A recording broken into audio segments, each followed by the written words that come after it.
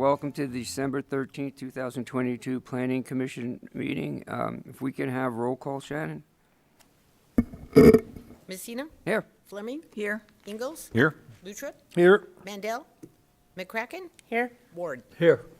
Thank you. If you can join me for the pledge, please.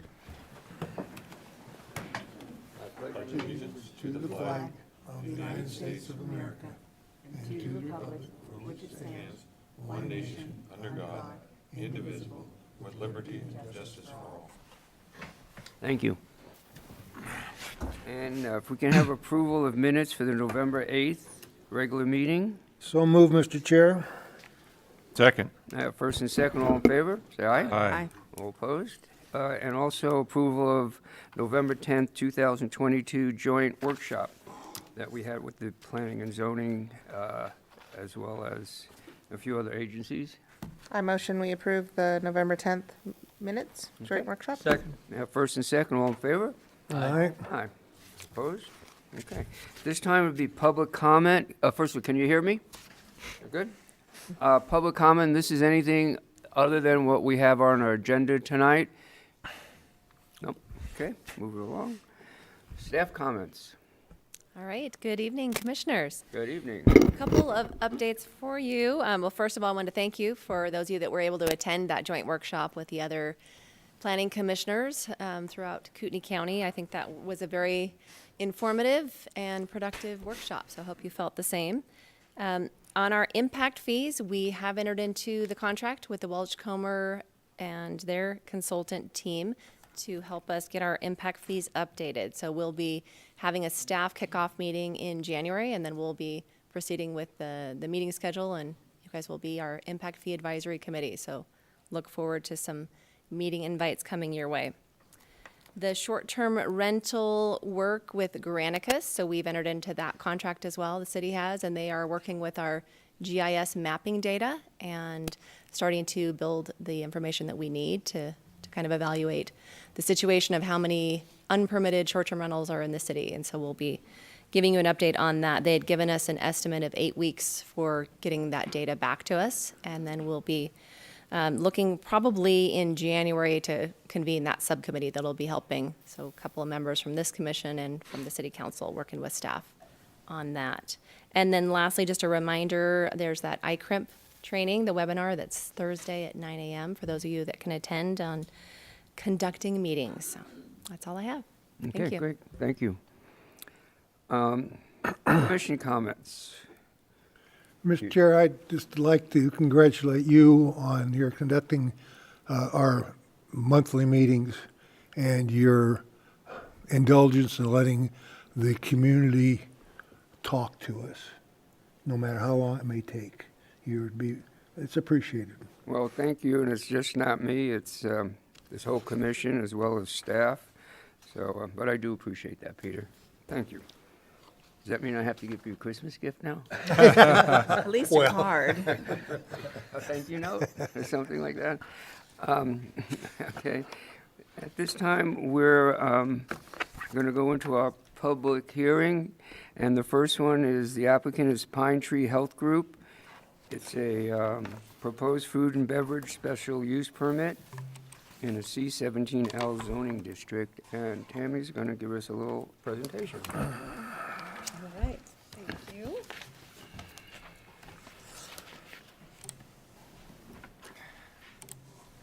And before I forget, Tammy, before you start, I forgot to tell you, there's a sign-up sheet, so if you want to sign up, I have a few people here, excuse me, and then also for the next item, you can just sign up and indicate your name, address, and if you want to speak or not. Okay, sorry, Tammy. All right, thank you. Good evening, Commissioners. So this evening, we have a request for a food and beverage off-site consumption special use permit. The property owner is Pine Tree Health Group, Brian Jorgensen, and the applicant for this request is Travis White. So Travis White is requesting this in the C-17L zoning district to allow for a drive-through coffee shop on a .49 acre parcel. So this is a location map, and the property is outlined here in the red, and this is Ironwood. I-90 is located here. So this is the aerial photo of the subject property. The proposed structure is located here. This is approximately 816 square feet. These are two existing office buildings that are connected. They were built in 1982, and it was known as Pine Tree Health Property. In addition to the two medical office buildings, the property owner in 1982 was granted a special use permit for convenient sales to allow a pharmacy on the property to be utilized in association with the medical office use.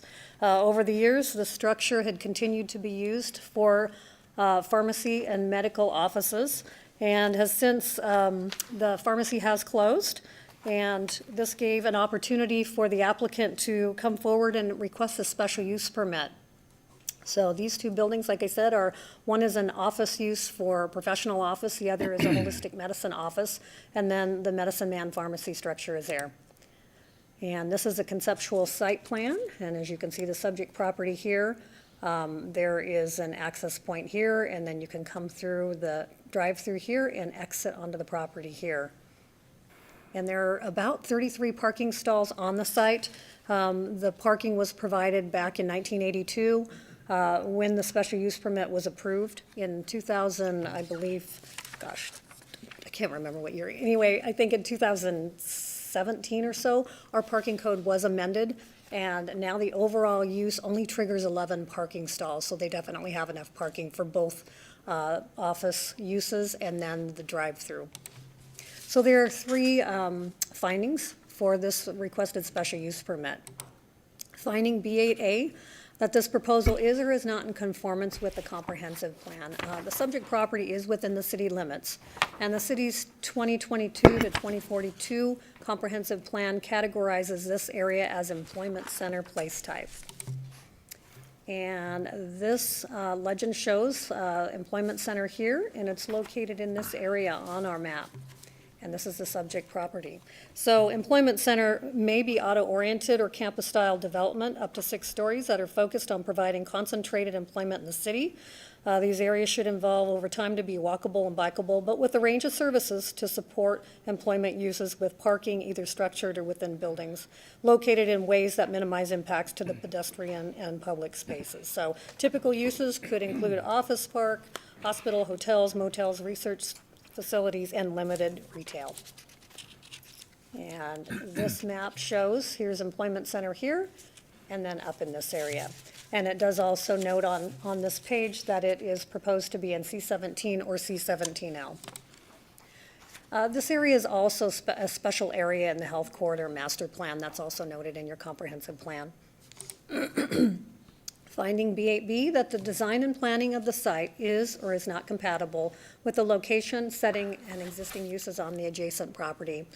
So as I mentioned, the existing medical office and former pharmacy are owned by Pine Tree Health Group, and they're located on Ironwood Drive. And the proposed special use permit is only for the 816 square feet portion of the structure that was previously used as a pharmacy in conjunction with the medical uses.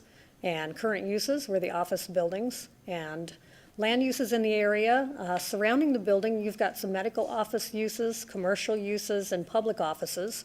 They're nearby, and they're also along Ironwood Drive and Ironwood Place. Natural features and adjoining properties, you can see the green lines are the contours, and this is relatively flat, the subject property outlined here in the yellow. And this is a site photo. This is looking at the building. It has been recently painted and freshened up a little bit. You can see the drive-through window is there. And this is also looking at the project site, and these are the two office buildings within the property. And this is looking directly at the two office buildings with the proposed coffee drive-through building here.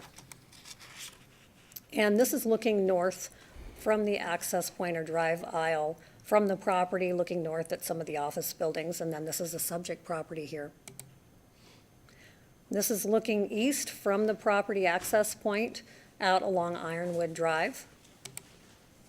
And this is looking north at one of the neighboring properties on Ironwood. And then this is looking west. You'll see Northwest Boulevard is out here, and there are some office uses along the north side as well. And this is looking back from Ironwood at the subject property. This is a neighboring building. There is a pizza restaurant here, and then an office building within that building. So as far as zoning is concerned, this property is zone C17L. There are a number of uses that are allowed in the C17L zone, but food and beverage on or off-site consumption is only allowed by the approval of a special use permit. And this is a land use map, and these are all in the red noted as commercial uses and civic uses, and this is multifamily. Finding B8C, the location, design, and size of the proposal are such that the development will or will not be adequately served by the existing streets, public facilities, and services. So city staff from all of the noted departments did take a look at this. They all provided their comments and did not have any issues with this proposal. And each department indicated that there are adequate public facilities and public utilities available to serve the proposed request and had no objection to the special use permit. So we got specific comments from our city engineer, Chris Bosley. The ITE trip generation manual indicated that traffic through the site could be increased 20 times the traffic generated by the previous use. However, they do expect most of the traffic would be already using Ironwood Drive and Lakewood Drive rather than driving out of the way to get to this destination. Streets and Engineering did not have any opposition to this. And there are 3 recommended conditions for this proposed request, 1 from water and 2 from wastewater. Action alternatives, the Planning Commission will need to consider this request and make the appropriate findings to approve, deny, or deny without prejudice. Thanks, Any Tammy. questions for me? I have a quick question. So this is all based on drive-through? There's no walk-in pickup, because this is a pastry chef as well, so there's no pickup? They That's pick correct. up at It's the just window. drive-through. So they drive through and pick up whatever they've ordered through the window? Yes. And you could probably get additional information from the applicant, but during our project review, I believe he mentioned that he would be baking his goods off-site at another location. Right. Okay, thanks. Yeah, go ahead. Yeah, and Tammy, real quickly, I understand where the drive-through window is, but is the actual drive-through that takes you from Ironwood back onto Ironwood, is that in place, or does that have to be constructed? It's already existing. It is already there, okay. And the only other thing, I think in the report, you say that you require 60 feet of stacking, which they satisfy. Is that measured from the right-of-way line, or just, That's on the measured private from the property? drive-up window. So 3 cars being stacked would equal that. okay, thank you. Yeah. Yeah. No more questions. All right, thanks, Tammy, Okay, appreciate You're it. welcome. Travis White, the applicant, want to come on up and have to swear you in. Do you solemnly swear to and/or affirm that the testimony you're about to give is the whole truth, nothing but the truth, so help you God? Yeah. Well, go right ahead, Travis. You've got a couple of So my name's Travis. This is my project. I just wanted to be here to answer any questions, if you have any. I guess similarly to Lena's, there's no ability for walk-up traffic? I was planning on expanding to doing that eventually, as soon as I have the ability to grow a staff, train a staff Okay. to interact. Yeah, you just have a lot of people within walking distance. You do. So. Yeah. At the outset of this, I plan on just working it all by myself, and then growing the business over the next couple of years or however long. But yeah. Awesome. Okay. So, oh, go ahead, I'm sorry. One quick thing. In your letter explaining what you're doing, you talked about how great your pastry is. Is it really that good? Because we can take this back if it's not. I've been told that I make really good pastries. I've been working in restaurants for over 20 years. Went to culinary school. I was the executive chef of the Sorrento Hotel in downtown Seattle prior to COVID. I moved over here during COVID. My whole family lives here, my parents and all my siblings. And so I decided I was going to make this my home, and this is my first project, and I hope to build a whole empire of restaurants and everything over here. Good for So you. Good luck. Thank you. No other questions? thank you. Yeah, thank you. All right. I do have a Brian Jorgensen, did sign up on this. You want to speak, Brian? The owner. Do you solemnly swear and/or affirm that the testimony you're about to give is the truth, the whole truth, nothing but the truth? So help you God. Yes, I do. Go right ahead. I'm here pretty much just to answer any questions people may have about the development or what's going on there. I had the pharmacy there for, actually in 1978, I opened it and moved in '82 in that particular building. And I got handed the lead of Pine Tree Health Group for the doctors that retired before I did, so that's kind of where I'm at. And I was just here pretty much to answer any questions, and then just to let you know that this young man took 2 months off to go to Poland and feed the Ukrainian people after he took out a lease from me, and we forgave him the rent for a couple months. But if you want to see some missiles cruise by that Russia sent to Ukraine, he has pictures of them in the hotel, he was saying. And he'd be a tremendous asset to our community. He's a good person. Thank you. I have no one else signed up, and Travis, unless you have something else to add, I'm going to close public testimony on this and bring it to the commissions. Okay. I'll close public testimony and bring it to the commissions for discussion. Motion? I don't have any comments. Anyone else? I have no commens. No? Look I'll make a forward- motion. Okay. This might be an easy one. You I was guys like, I get the could do next it. one. The next one's gonna be harder. This matter having come before the Planning Commission on December 13th, 2022, and there being present a person requesting approval of item SP-4-22, a food and beverage off-site consumption special use permit in a C-17L, commercial limited at 17 units per acre, the zoning district. The applicant is Travis White. The location is plus or minus half acre parcel located at 1114 West Ironwood, formerly the Medicine Man Pharmacy. Findings, justification for the design criteria, standards, and facts relied upon the Planning Commission adopting items B1 through 7, including this public hearing, which took place just now. B8, pursuant to section 17.09.220 special use permit criteria, a special use permit may be approved only if the proposal conforms to all the following criteria to the satisfaction of the Planning Commission.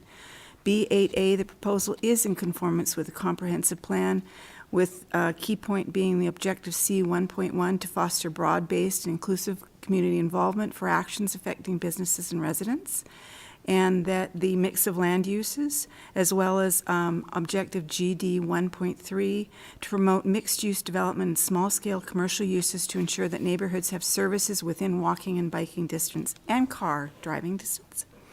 And the final one is jobs and economy, goal JE1, retain, grow, and attract businesses.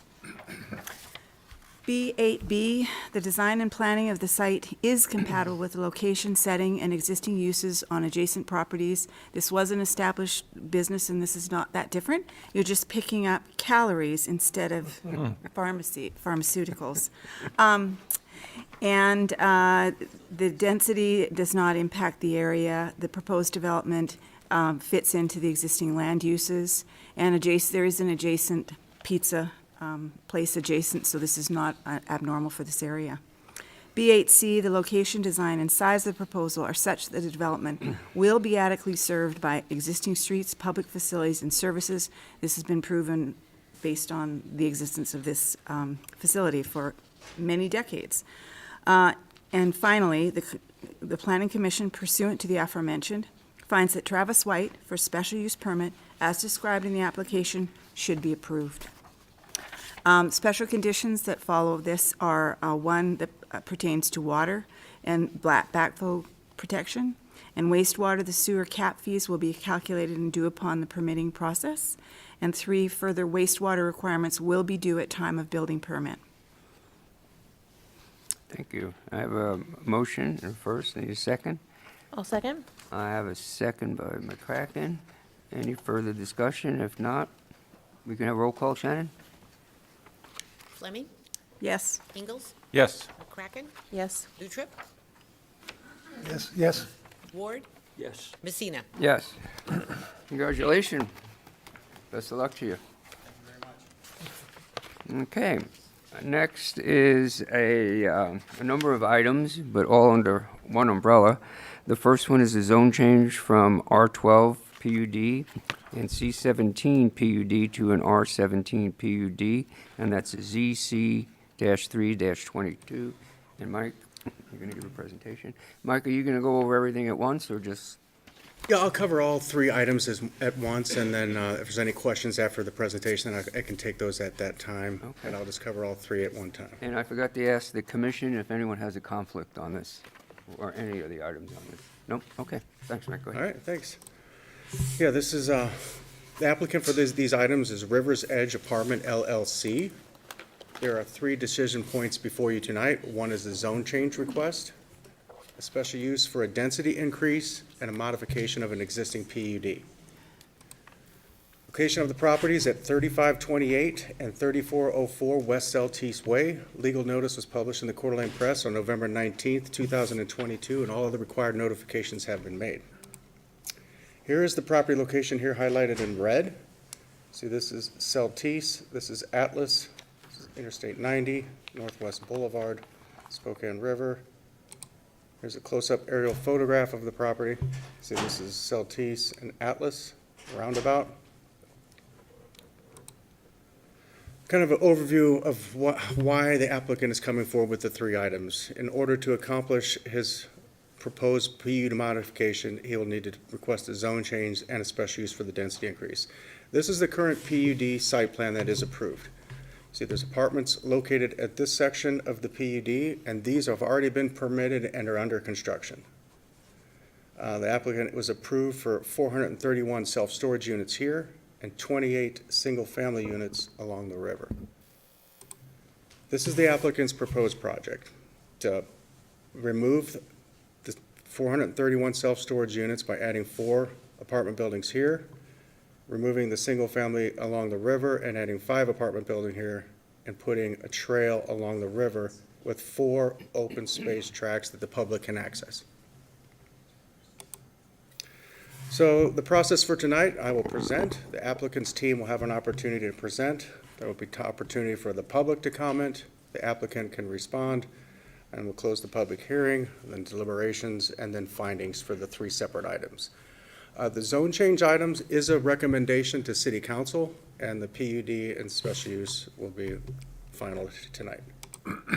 So the first one is ZZ3-22, a zone change request to change the zoning on 7.5 acres from R12 PUD to R17 PUD, and to downzone 13.09 acres from C17 PUD to R17 PUD. There are 4 findings that must be met in order for a zone change to be approved. First finding is finding B8, that the proposal is or is not in conformance with the comprehensive plan. Property is located here, highlighted in red. That is located in the place type plan unit development. Plan unit developments are places or locations that have completed the plan unit development application process. Large-scale plan developments often have a determined phasing and development plan and may include land uses such as housing, recreation, commercial centers, civic and industrial parks, all within one contained development or subdivision. Building design and scale, transportation, open space, and other elements are approved through the City of Coeur d'Alene PUD evaluation process. The comprehensive plan also talks about public access to shorelines, that they're important, they're of value to the community, and quote from the comprehensive plan, public access to and enhancement of our shorelines is a priority. Our comprehensive plan also indicates existing trails and proposed and planned trails. And for this area, there is a planned multi-use facility along the river. Comprehensive plan and goals and objectives as it relates to this request. As far as community and identity, goal number C13, Coeur d'Alene will strive to be livable for medium and below income levels, including young families, working class, low income, and fixed income households. The objective would be to support efforts to preserve existing housing stock and provide opportunities for new, affordable, and workforce housing. Growth and development. Goal would be to develop a mix of land uses throughout the city that balance housing and employment while preserving the qualities that make Coeur d'Alene a great place to live. An objective, GD 1.1, achieve a balance of housing product types and price points, including affordable housing to meet city needs.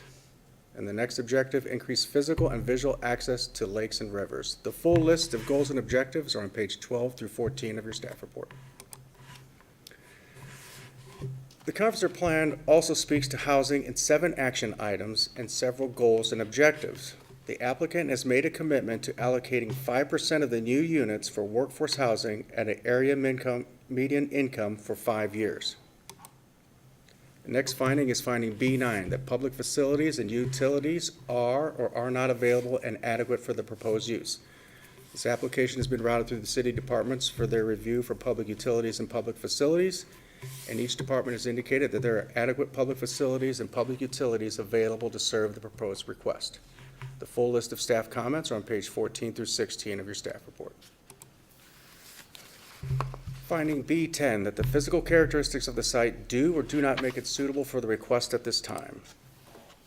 Here's an aerial photograph and the topography lines laid over the top of it, indicating the topography. As you can see, it's high along Celtice, and it drops approximately 30 feet to the Spokane River. See through the aerial photograph, you can see the applicant's construction and under the foundations are being permitted there. The next few slides are site photos. So this is a site photo looking west along Celtice and the trail. This is on the center part of the property looking west. This is on the center of the property looking south. This is on the center of the property looking east. And this is standing on the southeast corner of the property looking at the existing trail at Atlas Waterfront Park. And this is on the applicant's property looking at that potential connection where that would be located. You see the Spokane River is located here. Here's at the river's edge down by the river, and this is looking towards the lake, and this is looking towards Post Falls. Finding B11, that the proposal would or would not adversely affect the surrounding neighborhood with regard to traffic, neighborhood character, and/or existing land uses. The city engineer has reviewed this application. It's indicated that Celtice Way is a principal arterial. At build-out of project, the proposed modification, over 1,000 additional trips per day could be generated, additional 94 a.m. and 50 p.m. peak hour trips. Celtice Way is currently operating at an acceptable level of service. Proposed development will not cause excessive congestion. Future levels of the Celtice Way will reach undesirable levels even without this proposed development by 2035 per the KMPO traffic study. Regarding growth and limited travel corridors are causing impacts, the Streets and Engineering Department has no objection to the proposed development, but requests a traffic mitigation plan be funded by the applicant to identify congestion mitigation measures. Development impact fees can be used to mitigate impacts prior to reaching the forecasted congested levels. The engineering firm performing the traffic mitigation plan will be chosen by the city from the city's approved on-call consultant list. Here is the existing zoning map. So there's R12 existing along the river. C17 is located here. C17 PUD. Some county commercial to the north, light manufacturing. To the west is C17 LPUD and R8 PUD. The applicant is proposing to remove the C17 PUD and to downzone it to R17 in this location, and to remove the R12 here and allow R17 zoning here. Proposed R17 zoning district is intended as a medium to high density residential district with a mix of housing types at a density not greater than 17 units per gross acre. They're located in areas not suitable for lower density residential due to proximity to more intense types of land uses. Appropriate as a transition between low density and residential and commercial districts, or as a buffer between arterial streets and low density residential district. Just as a note, the applicant is also requesting the modification of the PUD that will lock in uses per the PUD modification requirements and conditions. Here's the land use indicating the existing land uses. Currently this is vacant, it's under construction. Atlas Waterfront is under construction too. You got commercial uses to the north, residential uses to the west, and a commercial use to the west. Some zone changes that have happened in the past. In '04, we had a zone change here to C17 LPUD and R8 LPUD. And here was a zoning request in 2018 for C17, and that was denied at that time. And in '87, this was the light manufacturing zone change. The decision point tonight is to provide a recommendation to City Council regarding the proposed change in zoning on 7.5 acres from R12 PUD to R17 PUD, and to downzone 13.9 acres from C17 PUD to R17 PUD. That concludes the zone change one. We'll now go straight into the special use and PUD modification part of the Can I ask you a quick presentation. question? Is there any development agreements tied into any of these proposals now? This one would be something that would trigger that, just based on the special use permit, the density increase, and some of the other features that we would Okay. need to work with the applicant on that. All right, thanks, Mike. All right.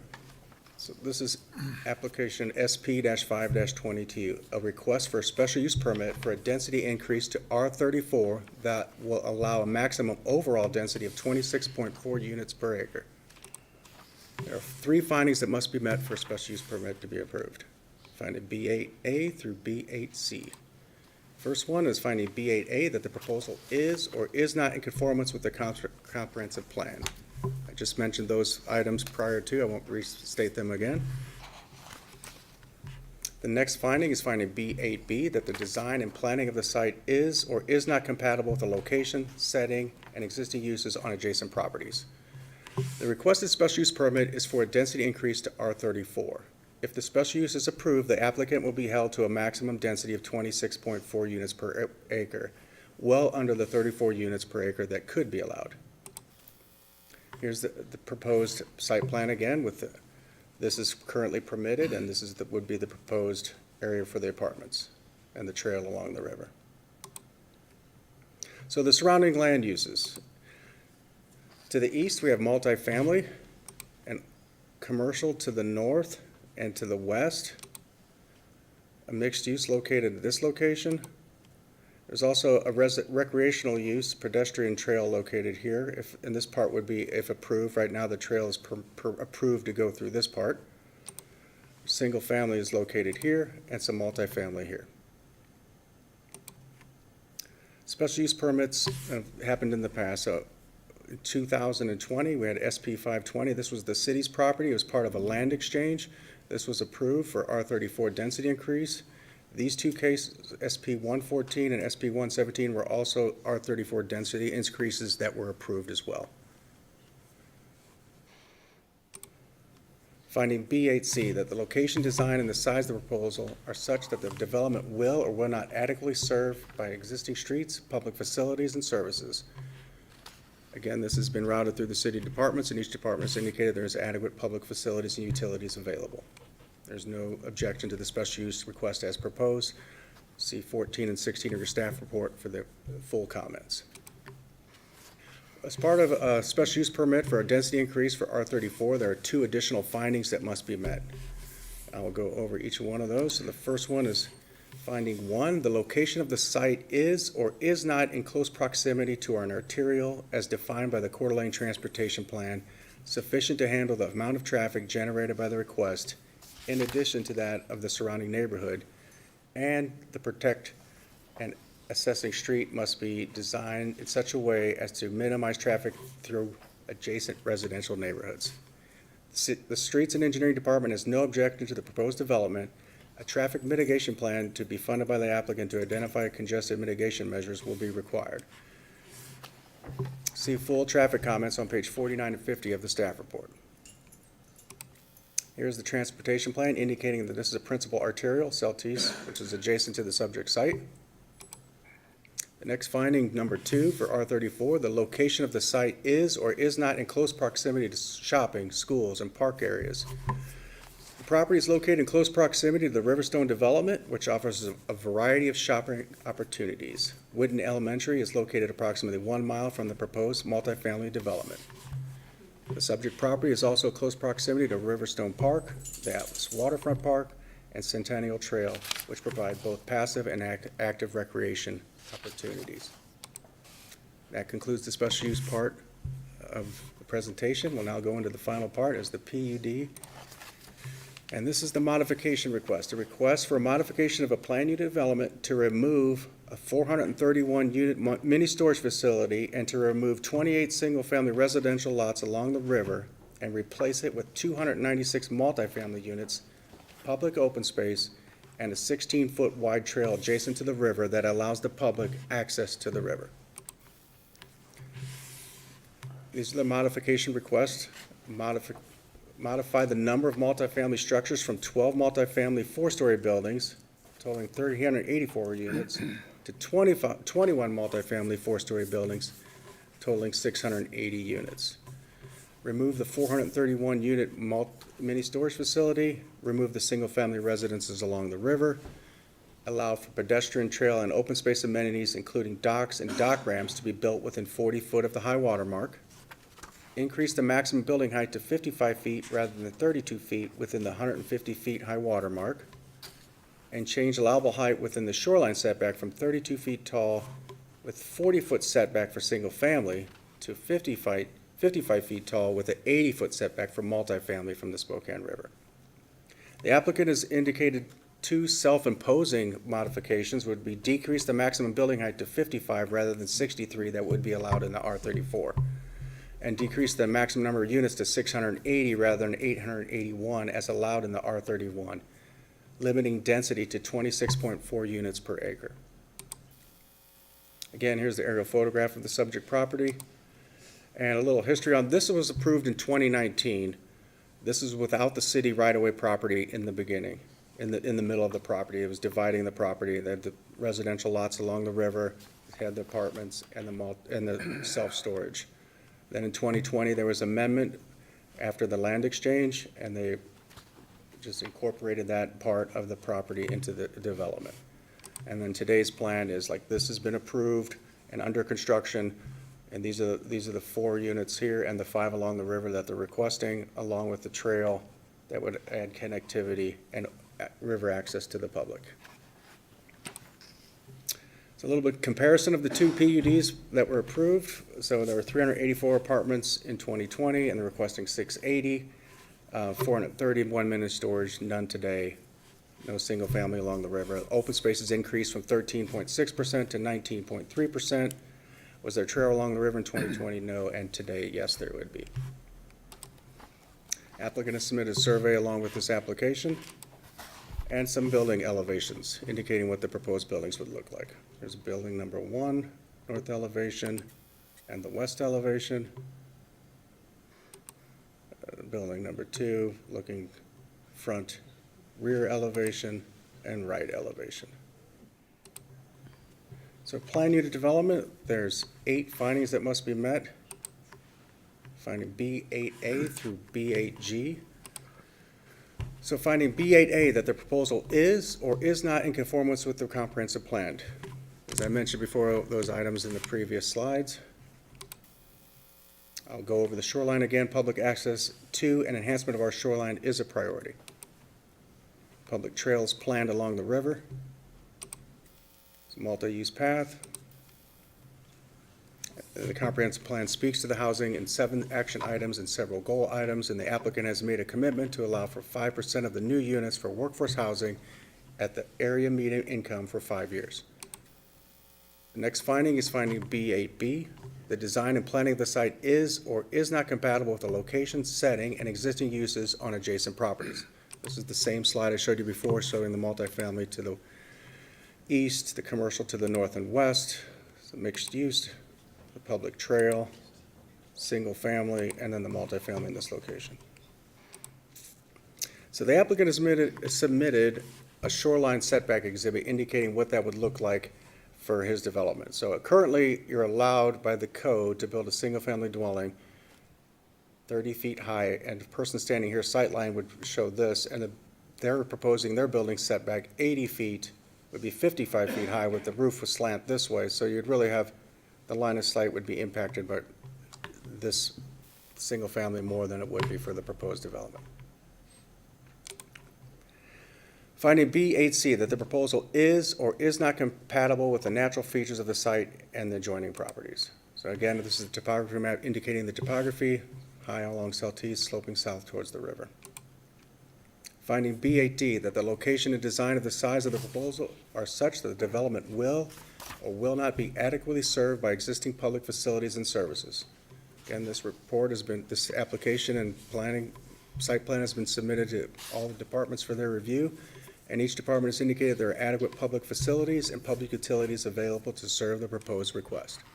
Staff has recommended 28 conditions as part of this PUD modification, zoning, and special use request. See page 71 and 74 of the staff report for the full staff comments.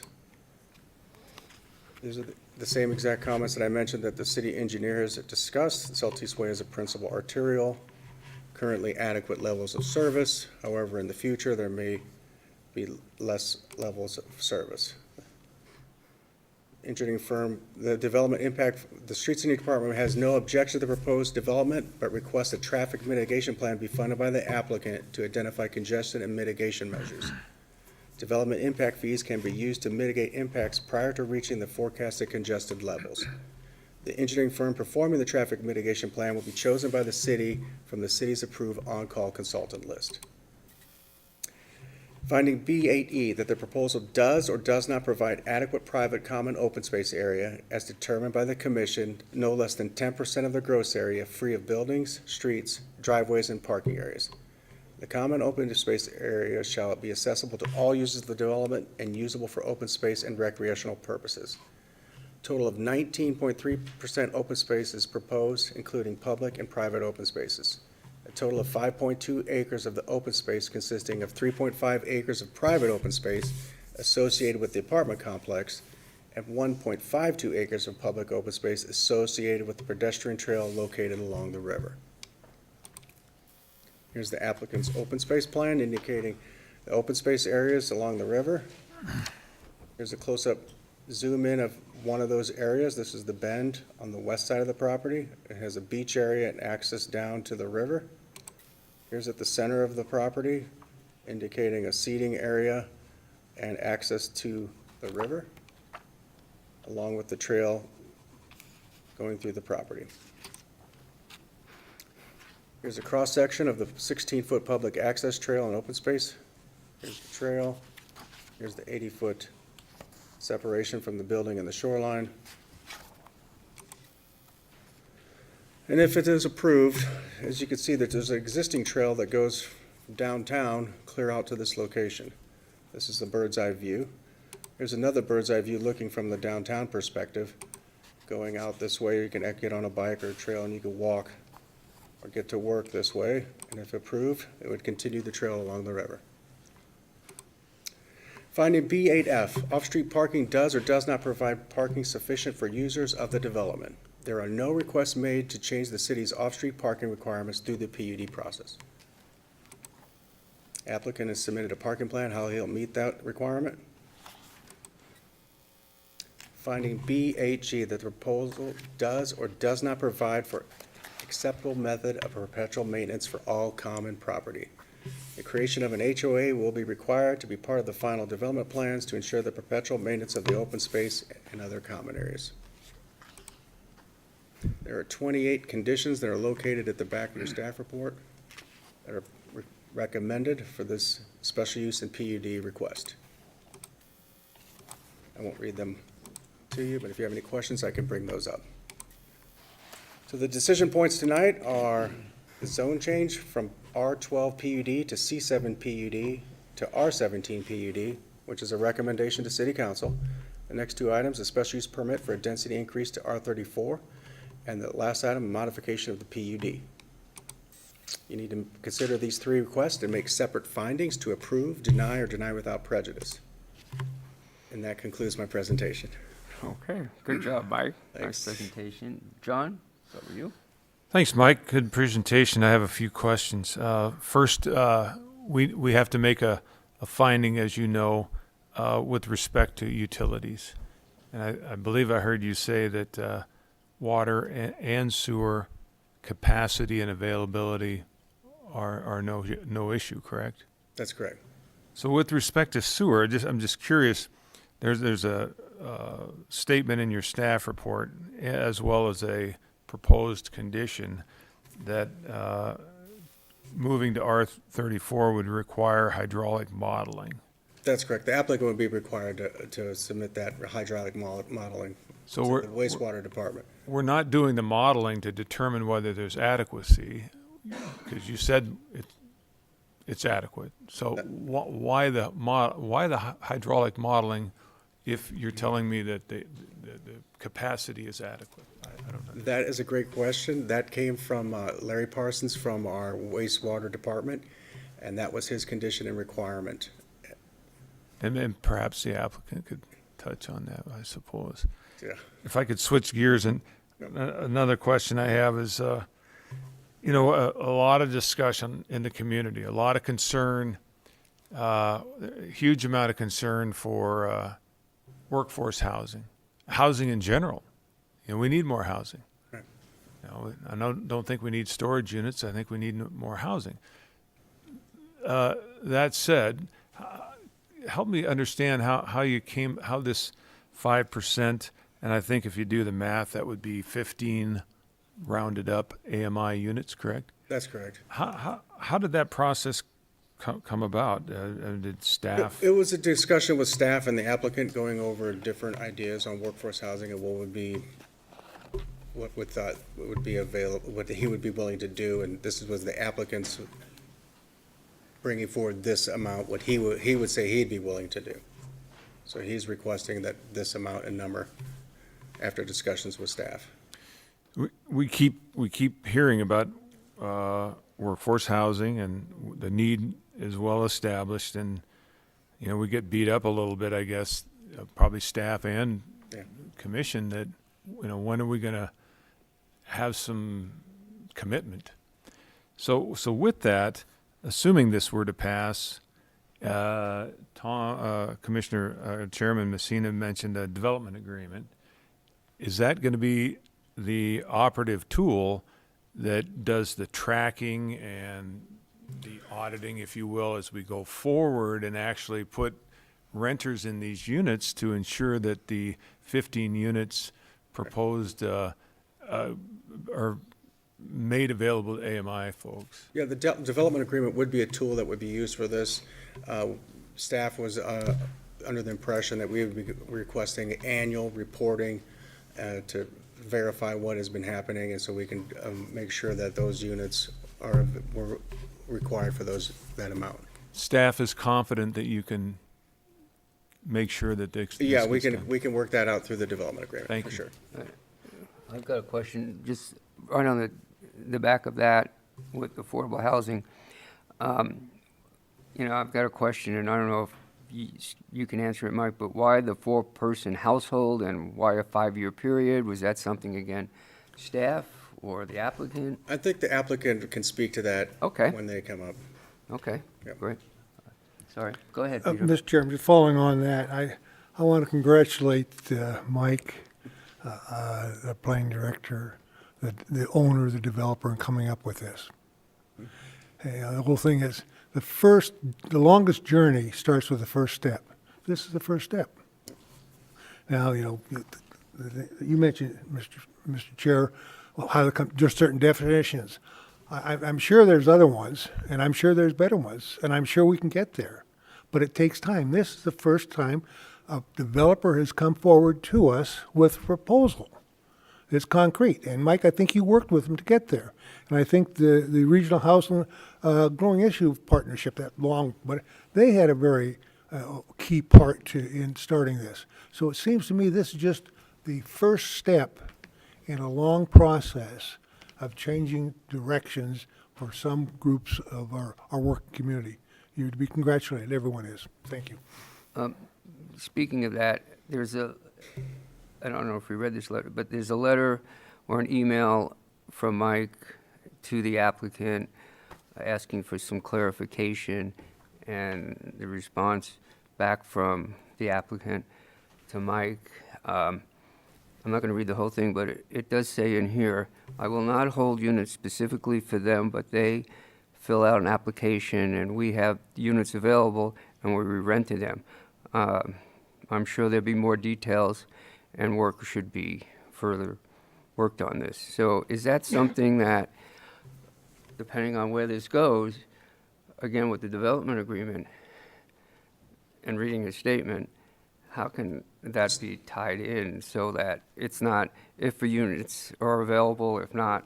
Staff has worked with the applicant on that language. That was just a brief email, kind of just saying right before the hearing, this, I'm Okay. going to commit to this, I'm going to do this, but we're going to work out the details and get that, in writing in the development agreement. All right, so there'll be more detailed in the development Right, agreement. more pertaining to- specifics and Okay, following that, yeah. all right, thanks. Go ahead, Joe. Mike, thank you very much.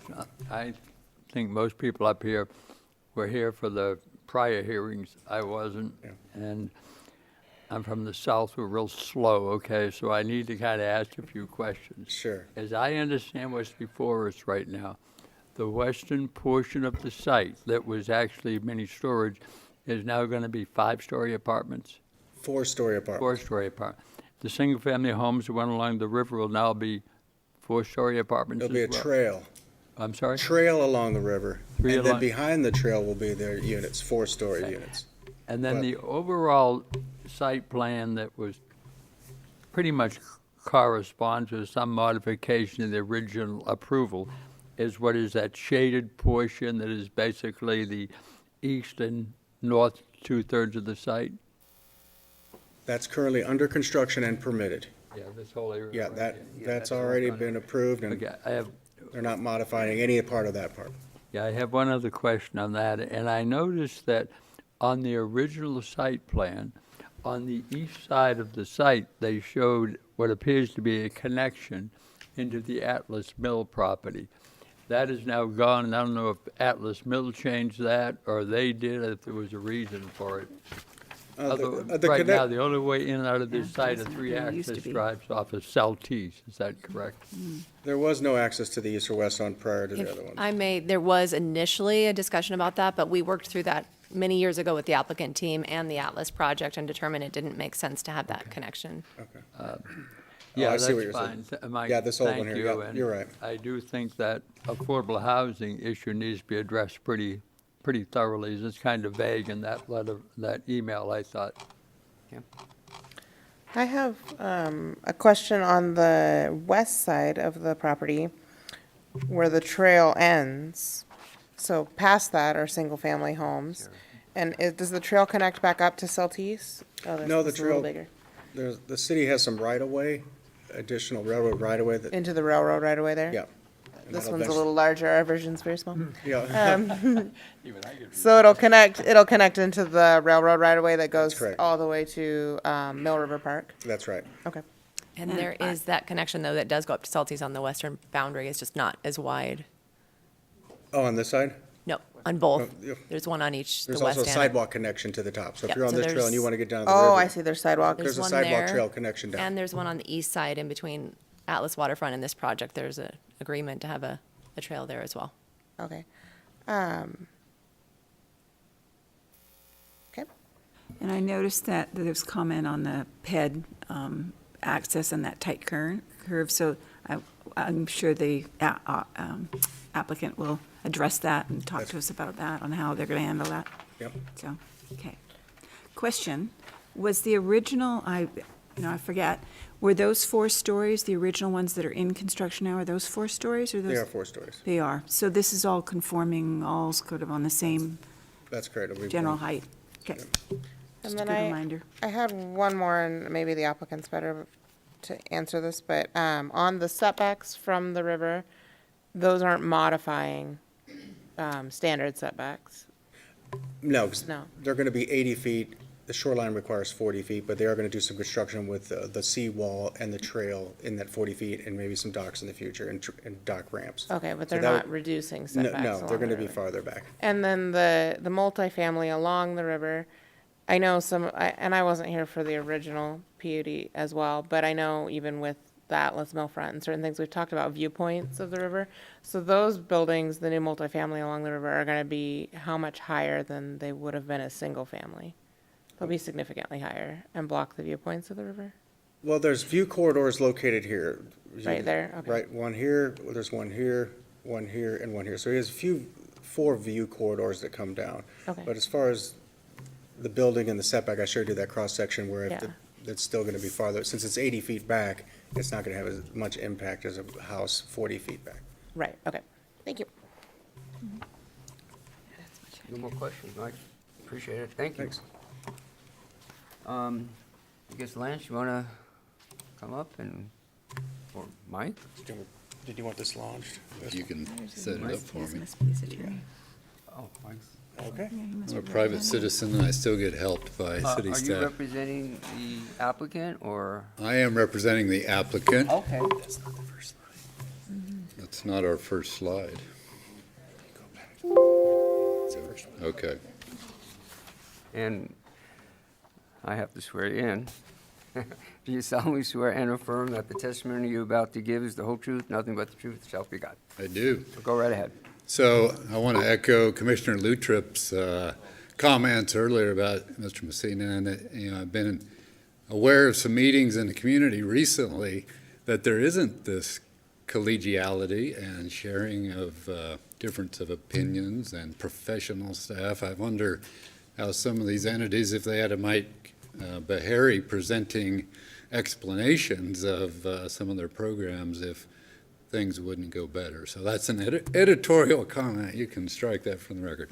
So, but thank you for being the work you do.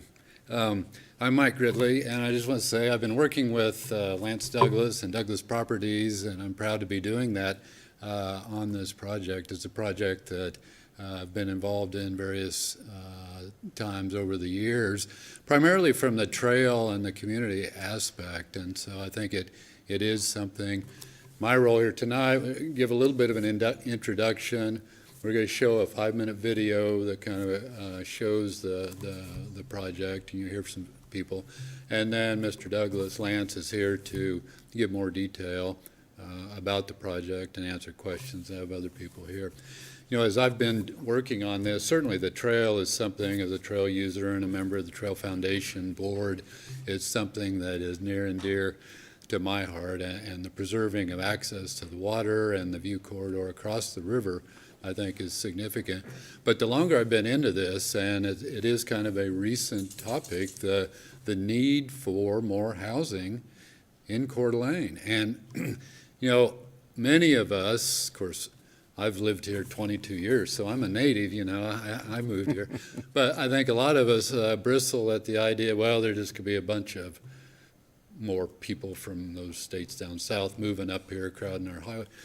But I've learned about the organic growth, and I got thinking, if everybody 25 years ago, every couple had 2 kids, and those 2 kids went off to college, and they said, I want to go back and live at home, there's your population increase. Or the folks that grew up here and then moved away, lived their life, and now they want to retire in the home or in the city that they grew up in.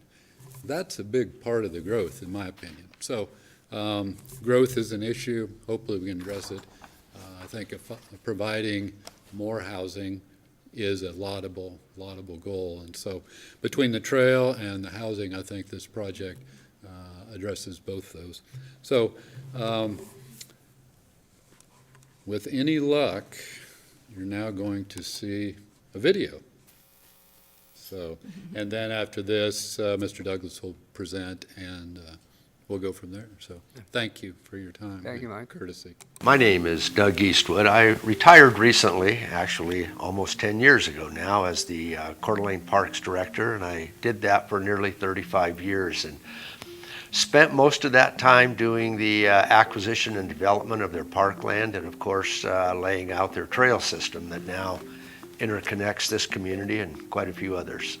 I'm Mike Gridley. I am the retired Coeur d'Alene City Attorney, and I am working with Lance Douglas on a project that I believe strongly in, and that is building a trail on the Spokane River. I've been involved in a number of trail projects, developing the Prairie Trail, completing the Centennial Trail. The property in question has been approved for a development, but the trail is not on the river. If the new proposal that will be coming forward to the Planning Commission and City Council is approved, Mr. Douglas will build the trail along the river, which will extend the trail from Atlas Park along the Spokane River for another 1/4 mile, and will allow public access to a beach and swimming area. So I'm familiar with the River's Edge project, and what I like to have people do with respect to that is step back and take a much larger look at the bigger picture. City of Coeur d'Alene has an opportunity with the River's Edge development to create one of the greatest walking corridors probably in all of Idaho, if not most of the country. I'm Tabitha Bonner, and I am the Executive Director for the North Idaho Centennial Trail. One of the jobs I do is really advocate for the trails in North Idaho. The Centennial Trail, plus many other trails, bring over $3 million of extra money to our community and to businesses in this community. So not only is it bringing health and wellness, but it's bringing that economic health as well. That corridor, with River's Edge being almost in the middle of it, is nearly a mile long, but it travels along the river all the way down to where the lake meets the Spokane River. So it's a very integral part, and stepping back, looking at the big picture, and thinking about where we can be 5 years, 10 years, 30 years from now, if we give this every bit of due consideration to have the waterfront access as close as possible. I ride my bike as much as I can, and I think this amenity will just add to the many beautiful amenities in Coeur d'Alene that will be around for our children, our children's children, and generations beyond that. I'm Greta Gissel, and I'm the Executive Director of CDA 2030. Our area has seen incredible growth this last year, and we need more housing units. In fact, a recent study stated that we need approximately 2,300 units to fulfill the needs of our current population, not including people that continue to want to move to this beautiful place. As of 2019, only 24% of the current population in Kootenai County could afford to purchase a home.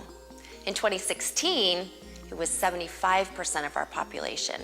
As housing prices increase, our need grows stronger for affordable housing so that we can keep the people who truly run our community here. Trails in our area are so important to people, whether it's traveling, whether it's health, whether it's being together in families. Along with that is where our trails are located. Trails are very important. We do not want to be on the roads. We love to be closer to the lake, the river. That's why we live here. The more trails we have means our community is more connected here in North Idaho. People come to North Idaho because our quality of life is very good. We've got great air, we have great water, we have wildlife, we have mountains and trees, and it's just endless. But when you're working in it day in and day out, and you have that opportunity to come home or on a weekend, exit your door, get on a trail system without conflict of vehicle traffic, etc., it does wonders for your health and your mental capacity. And it's just a very, very good thing to have in any community. I would recommend and support it, but I live here, so I support it the most in North Idaho. Whatever we can do to enhance that endeavor for a better and greater trail system for the people, then we need to take every concern, every issue that's on the table and break it down and look at where we want to be 5, 10, 20 years from now. And I think this one right here, the River's Edge project, needs a real good look. We want to keep our families here. We want our kids and our kids' kids to grow up here. Our local workers, nurses, doctors, teachers, police officers, firefighters, and people in our service industry. What we do today will matter because it will last forever. Once it's gone, or if it's just built out with houses, then it will be gone forever. And I think it's worth saving and worth building a trail for all the public to use for generations to come.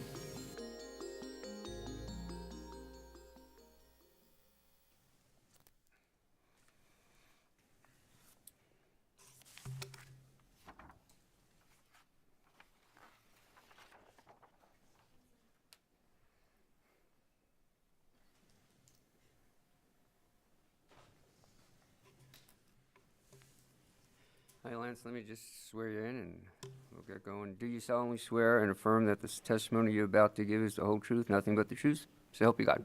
I do. Thank you, Lance. Good evening, Commissioners. I think both Mikes did a great job. A lot of my presentation is going to be a little bit redundant since they've covered most of it. But if you bear with me, I'll make it quick. I think when we look at this project, we need to look back and see what it's been in the past first before we go to what the proposal is. And in 2014, the City Council passed a resolution 14049 because they thought that the waterfront access was so important, they wanted to direct staff to preserve it. And in that ordinance, it says that whereas the development of the Spokane River corridor from Riverstone to Hutter Road will be crucial to the future identity of the city of Coeur d'Alene and deserves careful, coordinated planning, and whereas the public has expressed in numerous studies a desire for more waterfront access. Be it resolved by the mayor and the city council of the city of Coeur d'Alene that all the city staff and staff actions regarding the Spokane River corridor should consider maximizing the public acquisition of the riverfront property. And I think really in a nutshell, that's what we're here for tonight. We're here to give a project a legacy of having access to the water for all the public. The project has a lot of good factors to it. It's providing housing, it's providing workforce housing, so it's meeting needs of the community. And just by adding that additional housing to the community, that's what's going to drive down prices because it increases competition, lowers rents, makes things more affordable. So although we have an affordable component to it, one thing that it does that's more important than even that is it provides more housing to the area. So with that being said, I'd like to go forward. You've seen a lot of these slides already this morning, or this evening, sorry. But this is what we're currently approved for. This shaded area here is 384 units of apartments housed in 12 different buildings. We have a rec building located up in here with a pool back behind it. This is already approved and under construction now, so that's not the topic of today's hearing, but it is part of the overall project. We're currently approved for a self-storage facility that we've talked a little bit about that's located west of our existing permitted apartment complex and east of the U.S. Bank Call Center that's located right here on Celtice. Going towards the river, our current path or trail location that we have is located directly adjacent to our apartment buildings that we have under construction along this dashed line. The trail is located off the water behind the single-family homes that are on the water and the access road that goes to those homes. So this is the trail. This is parking garages here for the single-family homes. This is an access road to the houses. This green area here is a public access point to the water. It's currently approved, along with another one here. So the city has, or the general public has 2 spots where they can access the river. It's currently approved. And you have single-family houses along the balance of the waterfront. Self-storage complexes, we've all seen them. Whether it's a good use for that property or not, I own several self-storage projects. We own a lot of apartments. That's not the good site for a self-storage project. It'll do well, but it's not the best use of the property. I think we've talked about that with the 2 mics before me. It really needs to go to multifamily. But this is another self-storage facility we have on Highway 195 in the Qualshan area of Spokane. Typically from the road, you see just the backs of the buildings for security purposes. It's not the most appealing project as far as what's available to do. The other part of our approved project calls for single-family houses. And usually when you have single-family houses, this picture was taken on the houses on Shoreview Lane, which is directly to the west of me. So it's on the river, obviously taken in the winter when the water's drawn down. But you can imagine what it would look like had the water been up to summer pool levels and the water be lapping at the base of these rocks here. You have the private yards, no public access, with the 32-foot or two-story buildings So probably a 20-foot plate height right here to this top plate or the gutter line of the house with a roof above it. So it's pretty imposing upon the water as you're coming down the river. Along with the single-family houses, typically you have private beaches, no public admittance. Or you have what you currently on the Bella Reeve subdivision, which is east of our project, two subdivisions over, you have public access to the water via boardwalk. And on that boardwalk, you have signs that indicate no bicycles allowed, no skateboarding, no swimming or diving off. So you can walk on the water, but you can't get in the water. The trail that we currently have approved is located, as I mentioned earlier, behind the single-family homes on the water and the access road. This picture is taken from the railroad right-of-way along Shoreview Lane. Looking out towards the river, you can see the view corridors that were brought up. There's really not much of a view corridor that you have between the houses on the river now. You plant a tree or two in there and there's really no view of the water at all. We don't have a proposed in our current plan a fence like this block fence here, and we'll maintain our trail and it'll be landscaped and grassed. But you can see that the impact of the picture is there's no connectivity to the water for the user of the trail. You're just on the trail, just passing by to get somewhere. So this is an animated perspective of what we currently have approved.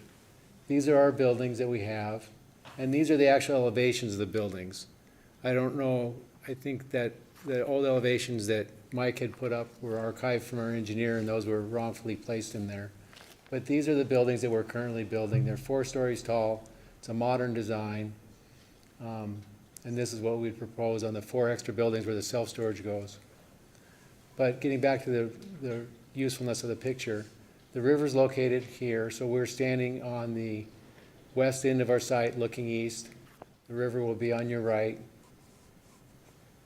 These are the private yards for the single-family houses.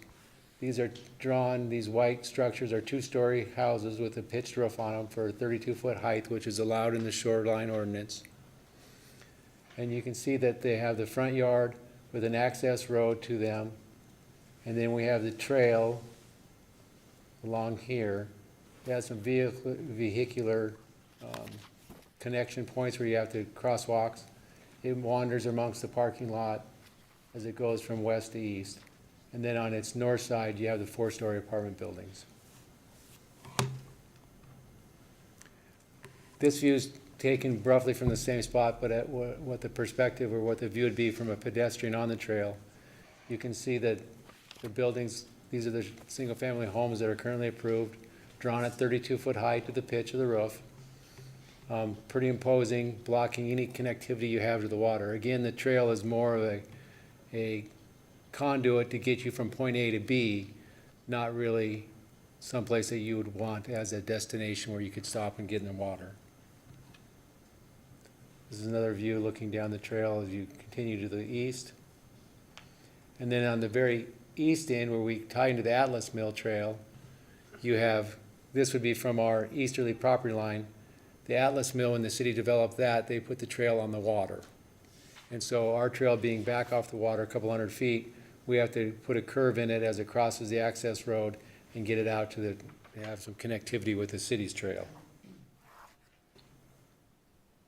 So this is a short video that would just show, as you're progressing down the trail, kind of what you would experience as a pedestrian or a slow cyclist.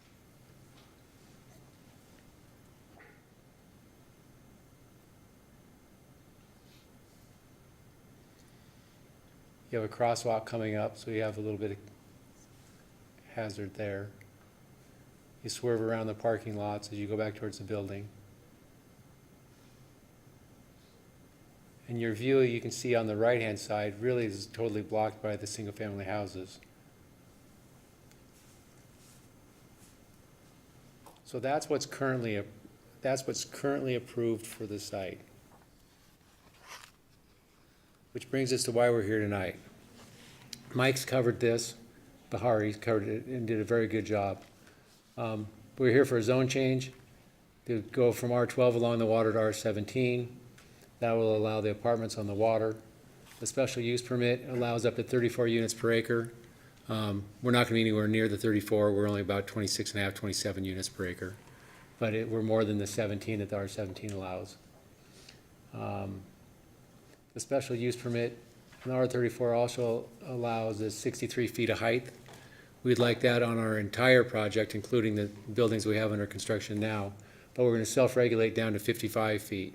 And we have some illustrations coming up to show what the impact is versus what we're currently approved for to what we're asking for, and you can see for yourself and see if it makes much of an impact. The PUD amendment allows for a modification of the site plan that's currently approved, so we can remove the self-storage facility and put in the 4 apartment buildings. It allows the removal of the single-family homes along the water and replace those with the multifamily buildings. And along with that, we put the trail, we double the setback from the river from 40 to 80 feet, and we put the trail where really it should be and where the city has it on the Atlas Mills site, which is on the water. Make it more of a destination. So this is what our site plan, you've seen this already this evening. This is what our site plan would look like at build out. You've got, well, let me go one more front.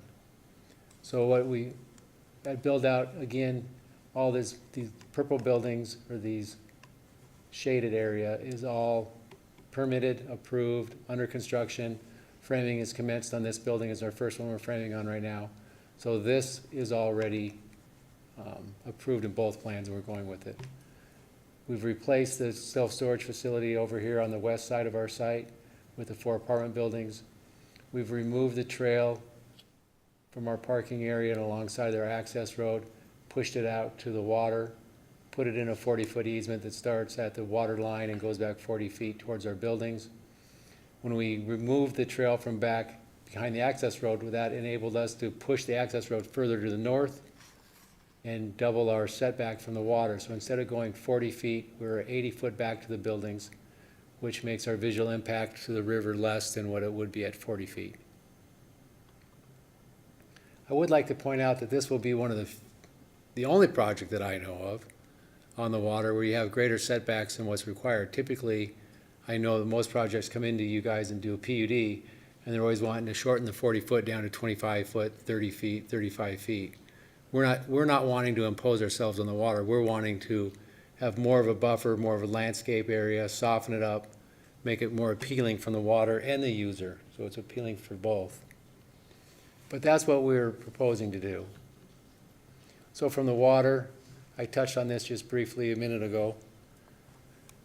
The 80-foot setback allows us to plant this 40-foot easement area in our 40-foot private yard with a lot more vegetation. When it reaches maturity or on its way to maturity, you'd not be able to see most of the apartment buildings on the water. You'd see the roofs of them. It would be 55 foot to the ridge. But the landscaping softens it up quite a bit. Mike had this line drawing here showing the impact of our building, which is this building here, what the impact is at 80 feet back versus what's currently approved with the single-family residence, which is the light gray building, at 30 feet back. So if you're a gentleman standing on the trail with your at head level or your eye level, looking up is the dashed line. The dashed line is higher than what our building is, and that indicates that our mass of our building, although we're bigger, we have more mass, the impact visually on the river and the trail is less, substantially less actually, than what's currently approved. So this kind of shows it of what you have, what we're trying to get approved tonight with 80-foot setback, softened up with landscaping, versus what's been approved. This is pictures of the Bella Reeve Boardwalk here with the riverbank, very little landscaping with it houses hulking over the river's edge. From Celtice, Mike Bahari had indicated we have about 30 to 35 feet of fall from Celtice down to the river. So if we're 55 feet tall buildings and you're dropping 30 feet down to the river, or actually it'd be about 25 feet, because we have a floodplain berm at the river level, at the river's edge. You'd only see about 25 feet of the building. So what this drawing shows is this is Celtice out here on the left. There's currently a bike path that parallels Celtice, and this is our pedestrian right here. From there, sight line as it comes up to the top of our 55-foot tall building, if you had a tree that was planted at 20 feet tall or matured at 20 feet tall, the tree would totally block out the building, the roof and all. And part of that's the reason, or part of that's due to the fact that our site drops down so much as it goes to the south. I believe on the handout in your packet I provided you, I also drew a line from the site, from the eye line of the person on the trail over the back of our garage wall, which is a 7-foot tall garage wall located here. And all that you see from the trail is the top floor of a 4-story building and the roof. So it might be 4 stories and a roof from the parking lot, but from Celtice, the only thing that's visible is the top floor and the roof. And to make this a little bit simpler to imagine, what we're currently approved for is this elevation right here. This is what we're building, this is what's permitted. It is falling with, it's currently approved, it's about 46 feet tall. And how we achieved that was we went 9-foot ceilings on the first 3 floors of a 4-story building. We put 8-foot floor on the top. We would like that to be 9. That's one of the reasons why we're asking for the 55 feet of height. And then here we have our trusses sitting on what's called the top plate of the wall, which means the trusses sit directly on the top of the wall on the 4th floor. You can see that this is a little bit, this ridge, this roof line here, this shed roof, is the same height as our ridge coming across here. What we would like to do is lift this shed roof up a couple feet. And what that enables us to do is this dashed line right here is called the plate line. We just went over that. We put an energy heel on our truss, a 2-foot energy heel. That pushes our roof up 2 feet, so it's higher than our ridge. And what that enables us to do is it put more insulation in the attic. We're able to insulate all the way out to the warm envelope of the interior walls. Reduces your heating costs for the tenants, makes your buildings greener, uses less energy. The other thing that we would like to do on the rest of our site is put not only 9-foot ceilings on the first 3 floors of the building, but 9-foot floors on the 4th floor too. So everybody has a little bit higher ceilings. That's kind of what everybody's been doing for the last couple of years. It's just a little bit nicer project. So we're asking for that on the entire project, not just even the approved site. We're asking for the additional height so we can do those buildings. And you can see really that the impact between this one to this one is very minimal. It's that line to this line. So visually, if you didn't have them side by side, you wouldn't even notice the difference. The biggest thing that the focal point of our project and our proposal is to get the trail on the water. That's where it should be. We want to access the water. We want it to be a destination for people. We want it to be an active scene. We want a lot of people down there. And what this is showing us is this is looking from the east end of our site, looking to the west. The river's on the other side of our seawall. This is our seawall right here with a handrail on top of it. The water's located, or the river's located behind it. It's 40 foot from the water's edge, which is where the seawall would be located at, back to the second wall. This is where the easement would stop at. And you just have a meandering 16-foot path on our entire frontage. From here back, the building is 40 foot back of this wall, all the way back for a private yard. Now this picture's depicting the trail as flat, and it's going to be undulating is what we propose, because the access points to get into the water, we need to bring that trail down closer so we can get some access ramps for ADA, so it's accessible to everybody. This is a similar photo you saw earlier, just as this lower area here, and the next slide will depict it a little bit better. But this is the access point to the water. We have 4 of these on our site, varying sizes. We have the trail located back behind it, so you can stop. If you're walking, sit down, have a rest, put your bike up against the rail, come down a set of stairs over here or a ramp, get down to this beach, get down into the water, recreate, fish, cool off. And this is a different view of that same area. Again, we've got the steps that down to the water. This wall here is going to end up being a taller wall than it's depicted in this drawing, because we need this wall to be shorter so we can get a ramp down for handicap accessibility, so everybody can enjoy the water. And like I mentioned earlier, we have 4 of these spots on the river where you can actually get down, and we encourage the people to get in the water. So this is from our west property line looking upriver now towards the lake. River's obviously on the right. You got your seawall with the guardrail on it so you don't fall off. The 16-foot meandering path, and then the secondary wall that marks the end of the easement. We have a slight video to show what this looks like, and if you can compare this in your mind to what the other one looks like, I think you'll be convinced without a doubt that I think this is the preferred spot for the trail.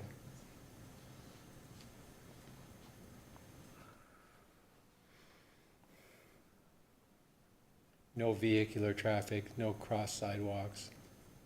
It's a straight shot. Might have to dodge the crowd. There's our access point to the water.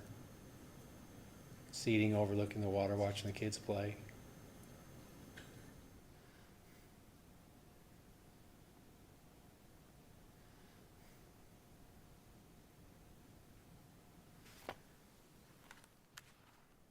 And that's it. I thank you for your time this evening, and if you have any questions, I'd be more than happy to answer them. Go ahead, John. Great presentation. Thank you. That was very, very well done. So with respect to the new trail on the water, I thought I read somewhere in the Mike's staff report that the Coeur d'Alene Parks Department perhaps partners up a little bit.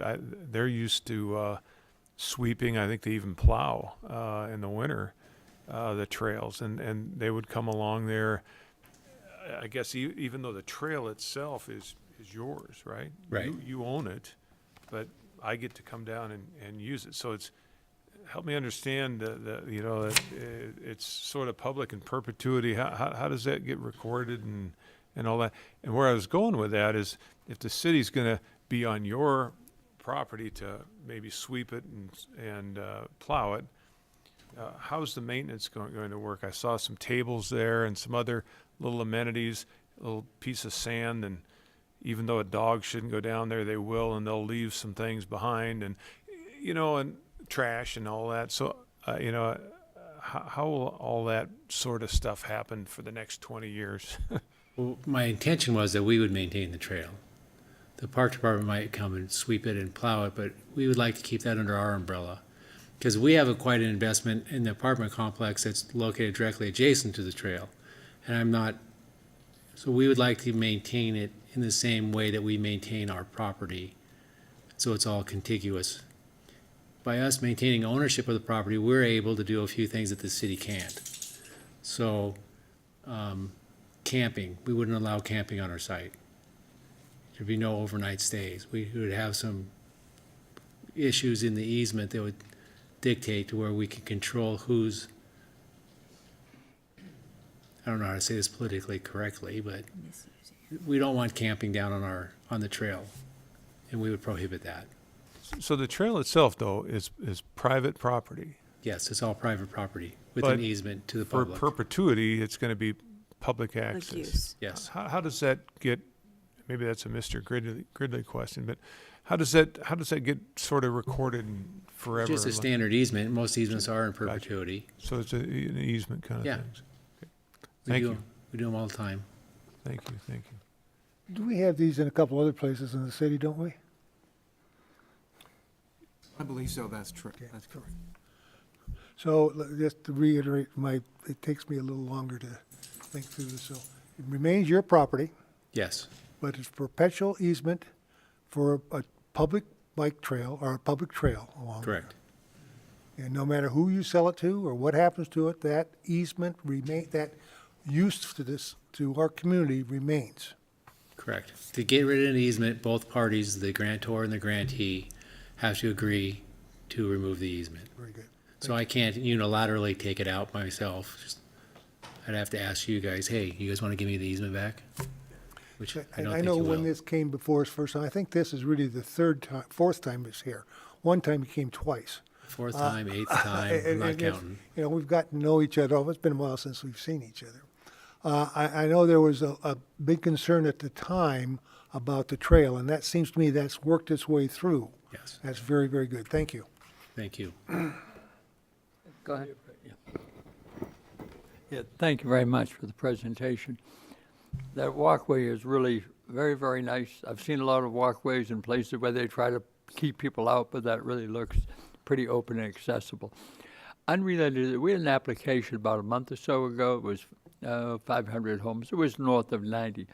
They said the build-out would be about 20 years. What do you anticipate your build-out to be here?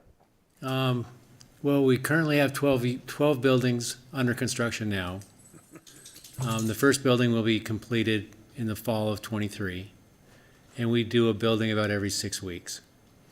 Before we start anything down on the water, the first buildings that we would construct, if we're approved, would be the 4 where the self-storage units go. We can do those in the summer, in the winter, we can, anytime. The ones on the water have to first have the seawall built on the water, and we can only do that during the winter low water level. And it has to be done before spring high water hits. So you kind of have a time frame in there. So there's a permitting process on that we have to go through that's pretty lengthy. I can't say that we would do that, definitely won't do it this year, because we'd never get it done. We would shoot to have that done in the 23-24 winter. If we feel like it's questionable, we're going to run out of time on that, we would go to 24-25 winter. So depending on that, that will dictate when the rest of the waterfront would be developed out. So, but if we're able to do the walls next year, next winter, a year from now, we'd probably be done with it. That'd be 23, 24, probably 25, 26, 25, somewhere in there. We'll be done with it. Thank you. Thank you. Thank you for your presentation. Looks like you put a ton of effort into it, and it shows. So I appreciate that. I'm excited that the trail's on the water, and I'm very excited that the setbacks on the river are generous. I think that preserves that space for the community. And I know there's more, I guess, units along the river, but I think that makes more homes that get to enjoy it to some extent. So, but anyways, thank you. All right, thank you very much. Lance, I've got a question too. Oh, yes. Regarding I think you said you want all your buildings in the project, even the ones under construction, to be at the new height of 55, is that correct? Correct. Okay, just wanted that for clarification. And again, the affordable housing, I take it you're working with staff, and I'm just curious, how did we come up with 4-person household compared to a 2-person household or something like that? Or what's the 5-year period, and what's the thought process behind that? And I know it's going to take more dialogue with the city, and it'll be in a development agreement at some point in time. How did that develop? There's, through conversations with staff, as you had mentioned, there's no standard. There's, as you guys had mentioned earlier, there's nobody who's came to you and said, hey, we're going to do 20%, we're going to do 5%. Everybody's come and said, we're doing 0. Okay. So it's a starting point. AMI has a single family, or 1-person household, 2-person, 3-person, 4-person, 5. So there's different levels of AMI for how many people are in the household. So from a management perspective, that's a nightmare for us to say, okay, you're a single person, you can make $40,000 a year. Oh, but you have a roommate. Now does that count as a double household person? Because it might be $50,000 a year. So we just picked one. Okay. We picked one for a family of 2 kids, 2 adults. Okay. Doesn't have to be kids. It can be just 4 people living in the same place. But we just picked one for management. There was a question that came up on the fact that we weren't going to save them. We're designating 5% of them for workforce housing, and I don't think it'll be a problem to fill them up. But the email that I sent was really addressing, we're required by law, and this is a different topic, but it'll tie in. We're required by law to have 5% of our units, ground floor units, have to be handicap accessible. We're not required under law to rent those to a handicapped person, meaning that we don't hold them for a handicapped person. We rent them as people come in to rent. So if you're 100% full, you could have 20% handicapped people in your site. They don't have to live in a handicap unit. They can live wherever they want to live at. And a normal person that's not handicapped or doesn't have a handicap can live in a handicap unit if they desire to have one, because maybe they want grab bars, maybe they want the wider kitchens. So when you start steering people, and that's a key word in the fair housing, is steering, that we want to stay away from. We don't want to steer people into certain units based on the race, color, creed, disability, or any of that. That's a big no-no. And so the qualifying is a big no-no too on discrimination, where you're saying, well, you can make X number of dollars, but you over here have to make more money, or you have to make, so just to simplify it, because it's kind of a scary issue, when you start working with discrimination lawsuits and things like that, where I don't want anything to do with those. So I want something that's simple and concise, where we can go to a book, look up the AMI, say you did qualify or you don't qualify. And we talked to staff about working out in the development agreement how we're going to prove that we qualified, that the people qualified. And what our suggestion was is we have everybody fill out applications, and on the applications they fill out, they have their income. So our proof to the staff would be at the end of the year, they'd audit our files if they wanted to come look at them, or we'd provide them, however they want to do. And we'd show them, look, these people made, if the AMI is 60,000 a year, these people made 59, these people made 62, they qualify under the AMI. They didn't make 120. So, not saying everyone's honest on the applications, because they're not, but. Would it also be, besides a four-person, regard if it's 2 adults and 2 children, could it also be just 2 adults who are looking for an affordable home, or does it have to be 4 people? We just picked the one with 4, because we have 2-bedroom, one's in 2-bedroom and 3-bedroom apartments. Okay. So that was kind of in the middle. I'm just trying to make sure we're not kind of limiting affordable housing to the number of people, and I guess staff will work through that somehow.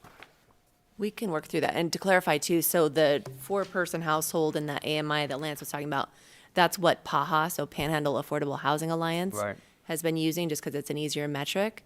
So that's kind of the common thing that's being used in conversations about workforce housing, and that's also what the Regional Housing and Growth Issues Partnership has been looking at, that just because it's easier to calculate, as Lance said, versus trying to come up with 1-person, 2-person, 3-person, 4-person, 6-person, Okay. I appreciate that. I also saw there's some docks on the site plan. I would imagine getting to those docks, there'd be a gate to those docks, and so public wouldn't just be able to get down to them and stuff like that. Much different than Bellary, where there's that boardwalk and then there's the docks, and everybody's always saying, Correct. The docks would like be you said, private. you can walk on the water, but don't come on my dock. kind Right, of the a docks thing. would be private. They'd have gates on the guardrail on top of the seawall that have gates to it that would go down to the docks. Okay. And those would be, there wouldn't be they'd be for our tenants only. Okay, got that.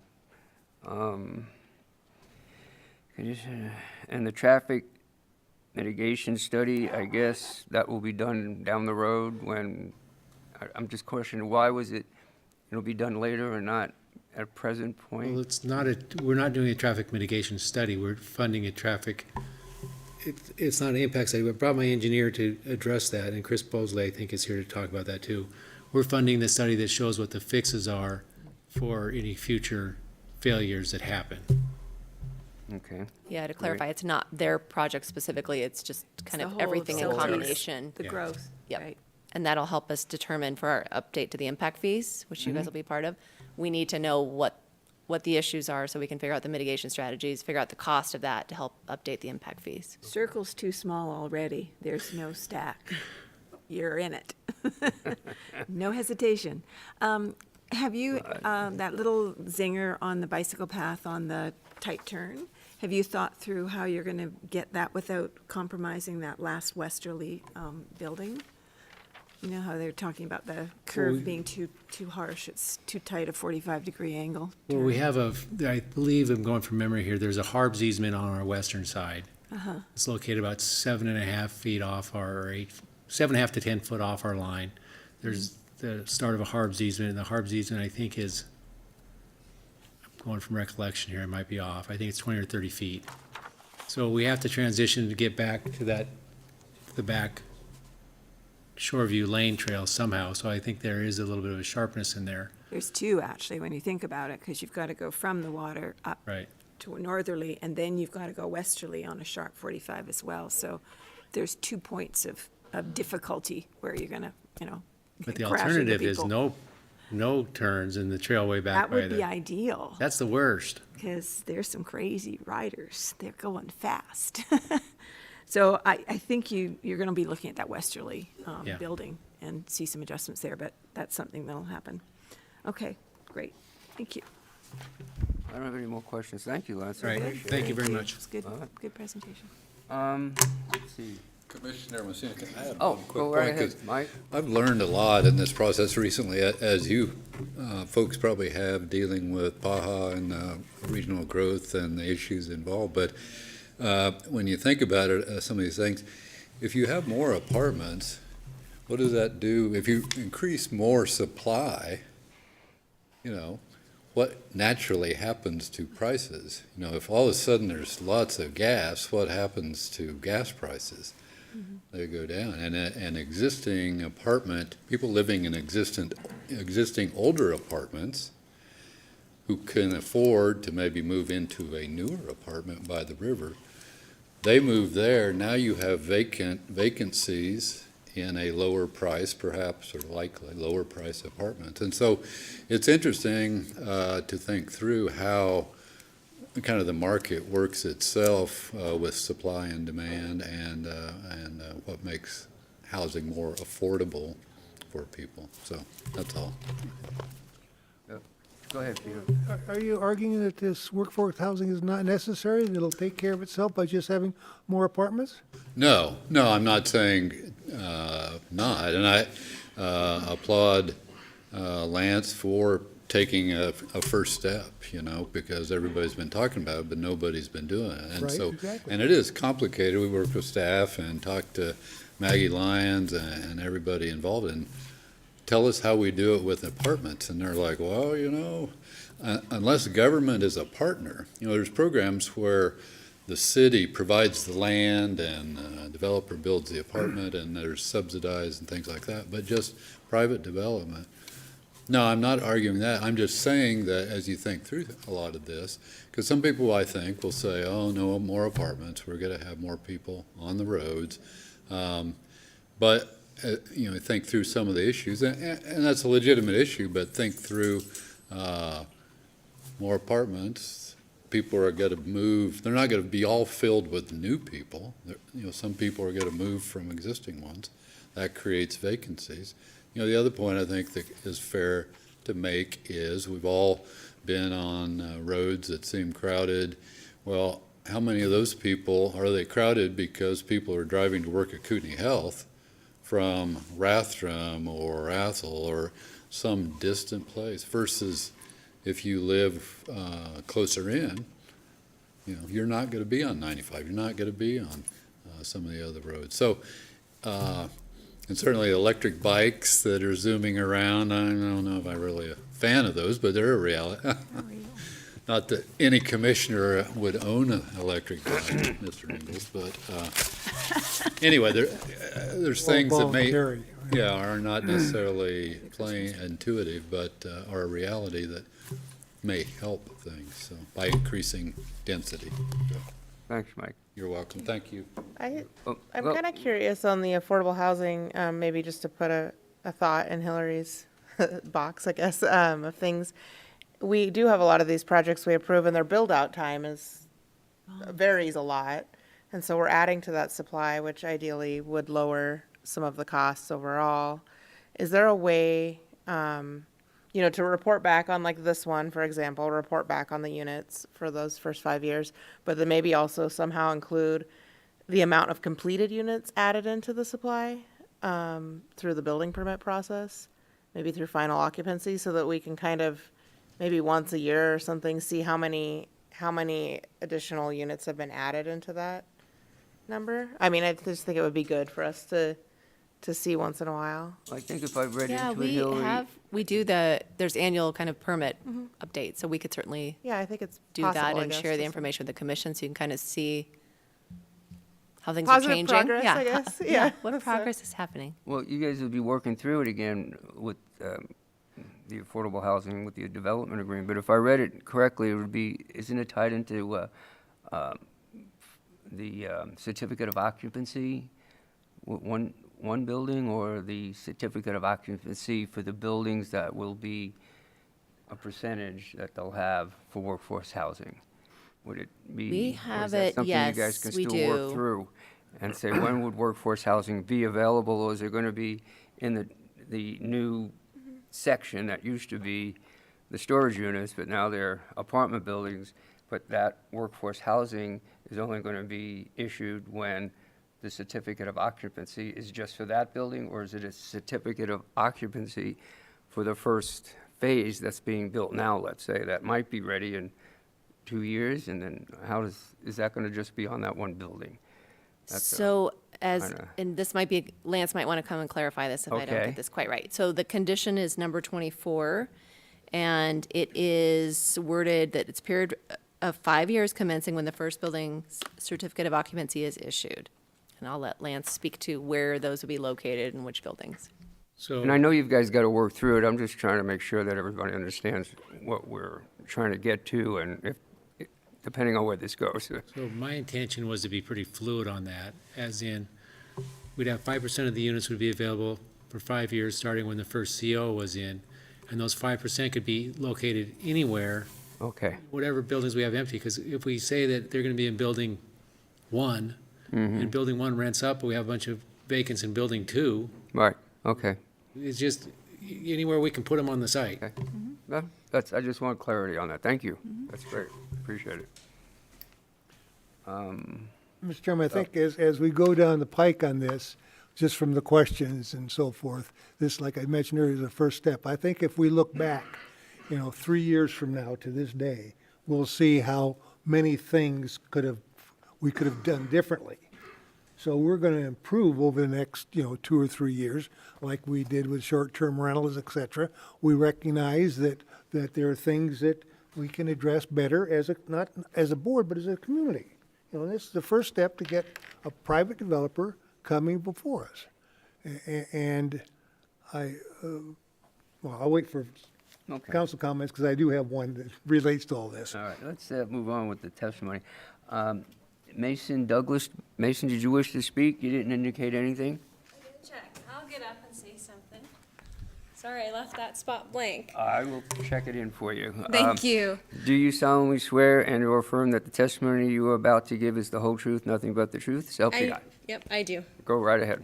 All right, so I'm Mason Douglas. I wasn't really prepared to speak, but here I am. One thing I think the city of Coeur d'Alene does really well is make all of its amenities available to the public. So you look at the beaches, the parks, the walking paths, the hiking trails. That's really what makes this community so special and so desirable for visitors and citizens. And so I think having something like this project come up and say, hey, we're going to put this trail on the water, and it's, available for your citizens and visitors, I think it just kind of ties in with what the city is already doing really well. And I think it's kind of, to me, it's a no-brainer. But anyways, that's all I have. Thank you, guys. Thank you. Appreciate it. Ryan Andrade, you did not wish to speak? Okay. Todd Whipple, and you do wish to, oh, no? The engineer, I would Yeah. speak if you had questions. If not, I would just say if we need any rebuttal. Okay, Todd, thank you. If you have engineering stuff, I'll come up. If not, I got you. I hear you. I don't think that got recorded, but I hear you. Susan Knutson, you did wish to speak?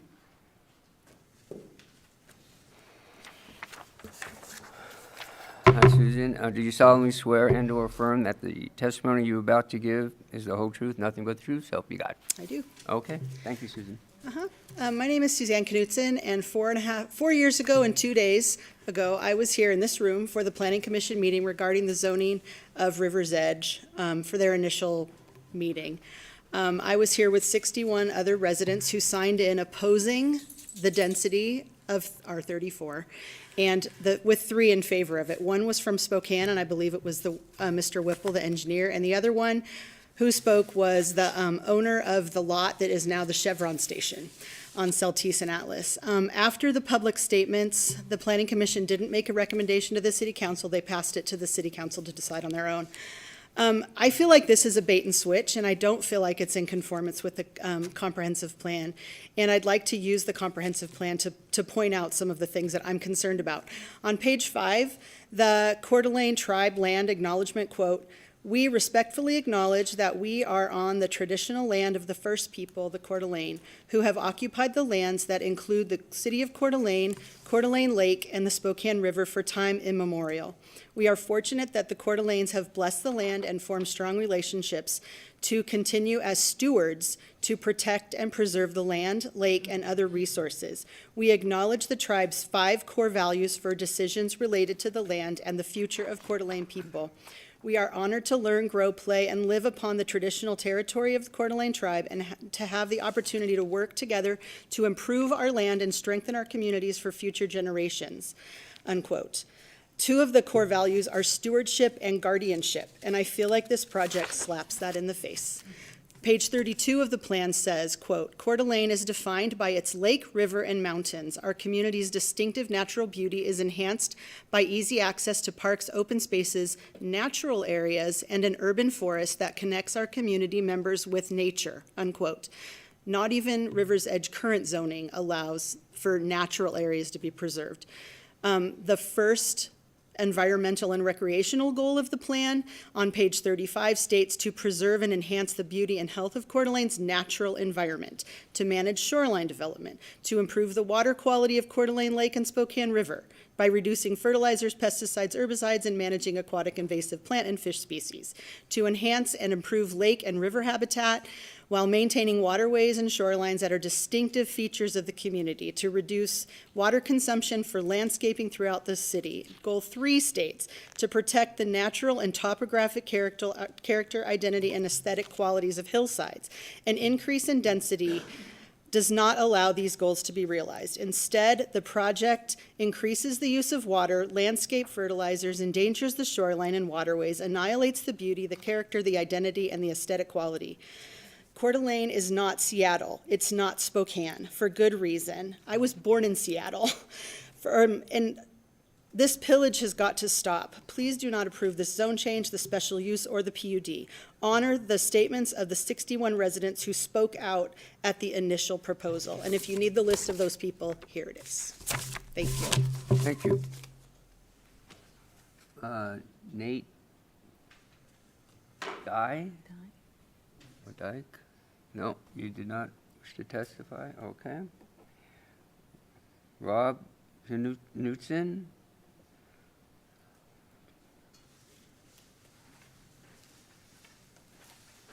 Hi, Rob.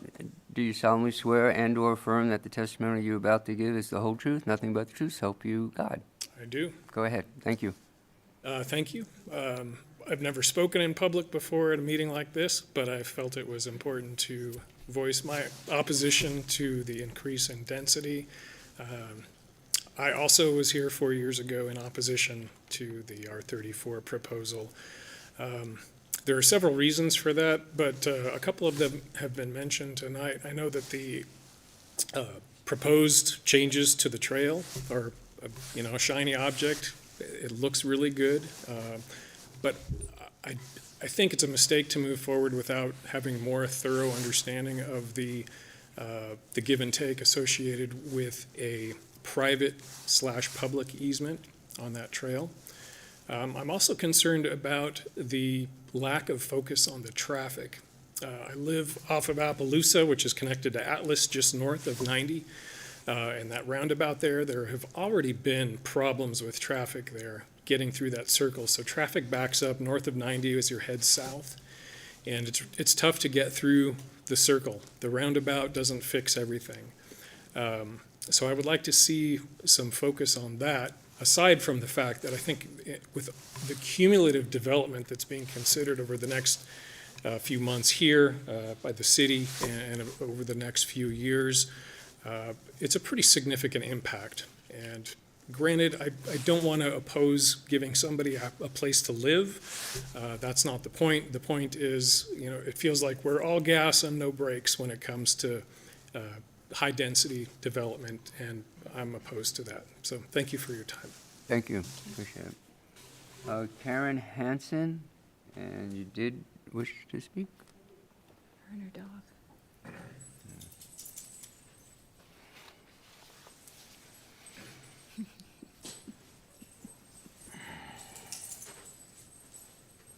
She doesn't want to be here, but I do.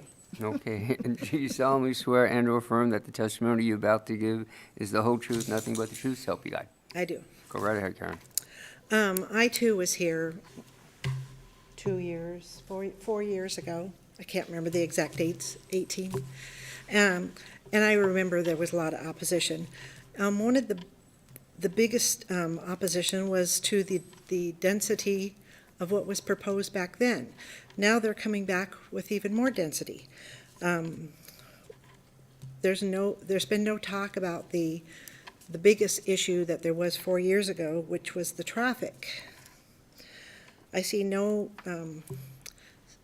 there's proposed studies going to be done for the traffic, but there's not been anything done currently for this new density.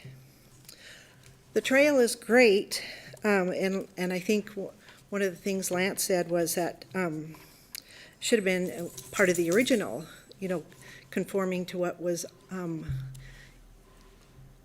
already in the scheme of things from Riverstone through. So I don't know how that ever got approved anyway. I think there was a lot of people that were opposed to that, but bringing it back to the river's edge is a step in the right direction. But like the other lady previous said, there's a lot of bait and switch going on. I just attended a meeting last month where a developer was here asking for density on a proposal that happened years and years ago. And now we're seeing it again.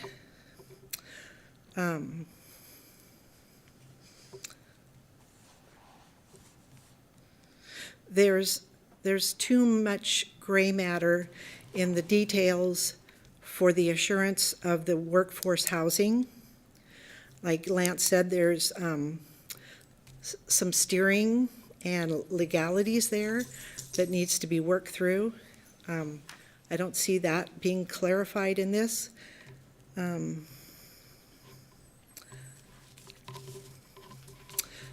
like I said, the developers just coming in, they get their foot in the door, and then they come back and ask for more and more. So at this point, I think that because of the traffic impact and the gray matter in the workforce housing and the legalities of steering, I think that this matter should be tabled. Thank you. Thank you. I do not have anyone else signed up. Is anyone here that wants to talk that hasn't signed up? If not, I'll bring it back to the applicant to address any of the items that were just brought up. If the applicant doesn't want to come up and address any of those, just let me know, and then I will close public testimony.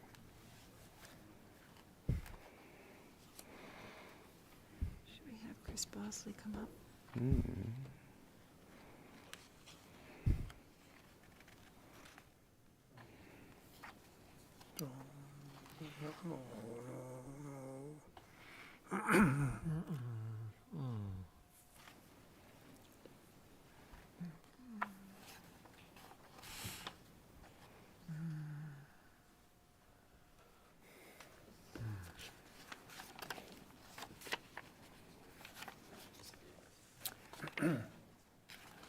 All right, Todd, I need to swear you in. Do you solemnly swear and/or affirm that the testimony you're about to give is the whole truth, nothing but the truth, so help you God? I do. Go ahead, Todd. I just want to touch on traffic real quickly. I know you have a full packet. Maybe it's a great big notebook that you guys get that you have to go through.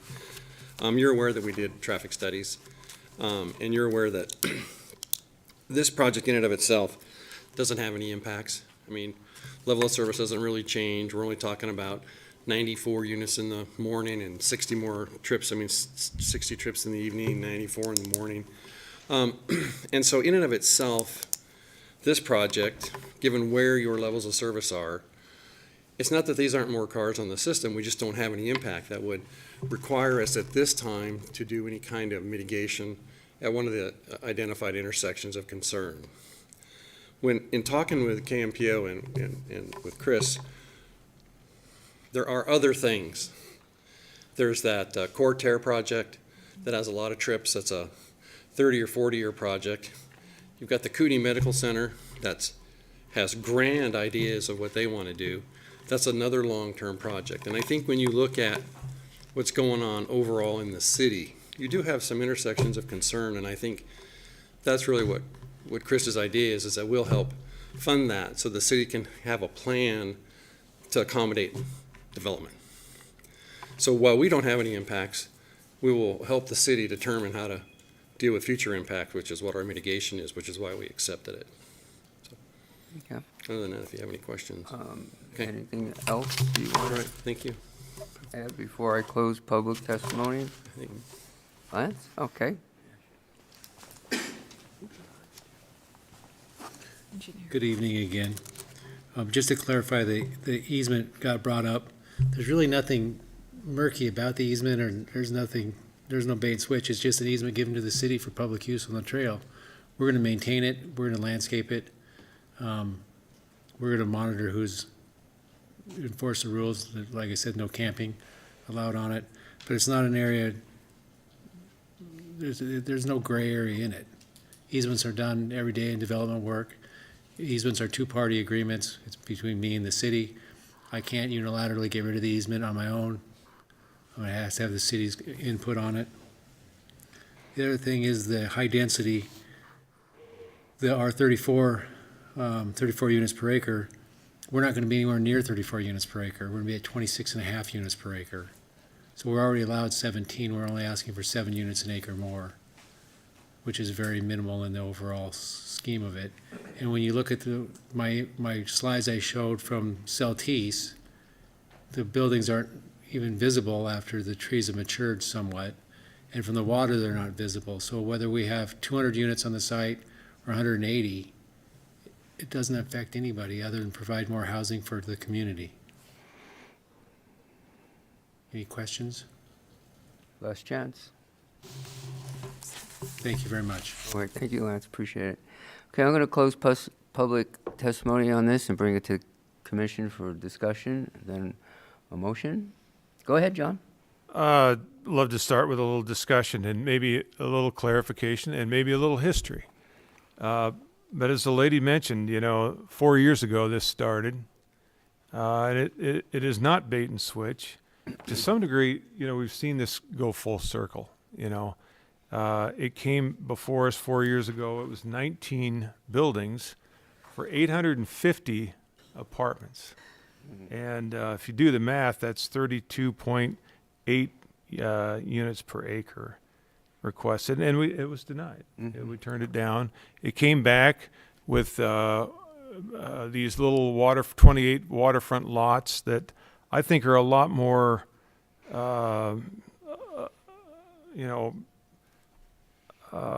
imposing on the river and the lake and the community and everything else.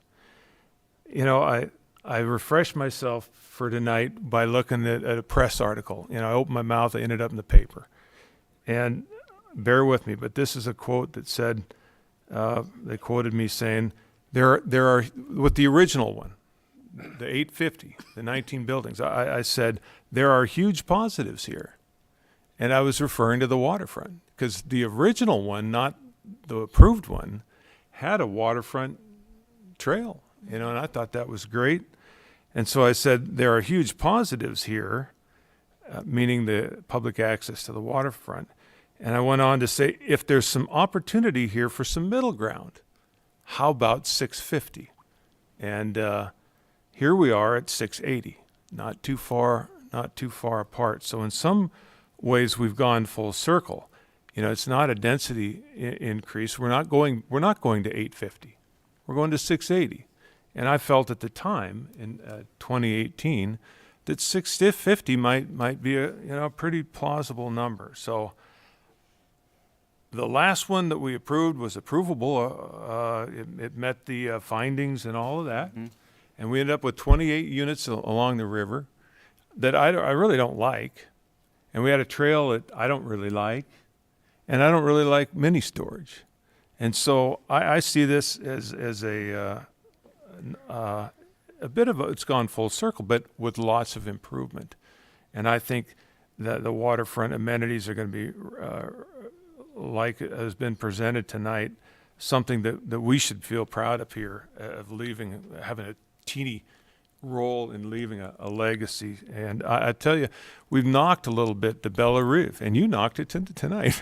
The applicant did, showing, well, this is not so great here, and one of the things that, we've struggled with like the Bella Rive thing, as opposed to what I expect this to look like, is this is public open space that you're going to feel welcome. Mm-hmm. I don't go down to Bella Rive and feel welcome. I think I'm going to roll along there on my e-bike and feel welcome. I support this project. Go ahead, Phil. I think the waterfront, the walkway is really important. One of the most impressive things to me when I moved here was that you actually had a waterfront that was exposed. We didn't have 30-story buildings against it. All the way from Tufts Hill, around past the resort, on around over to where we are today. And I think the walkway makes a big difference. It does help also protect the river. We're moving houses back away from that narrow walkway or whatever. I agree with John. The single-family homes were never too impressive. I don't like them being backed up. Not real crazy about 3-story apartment buildings creating a wall along the river either. But the property has an elevation change of 30 feet, so I would think some of the other apartments, you would have some views of the river.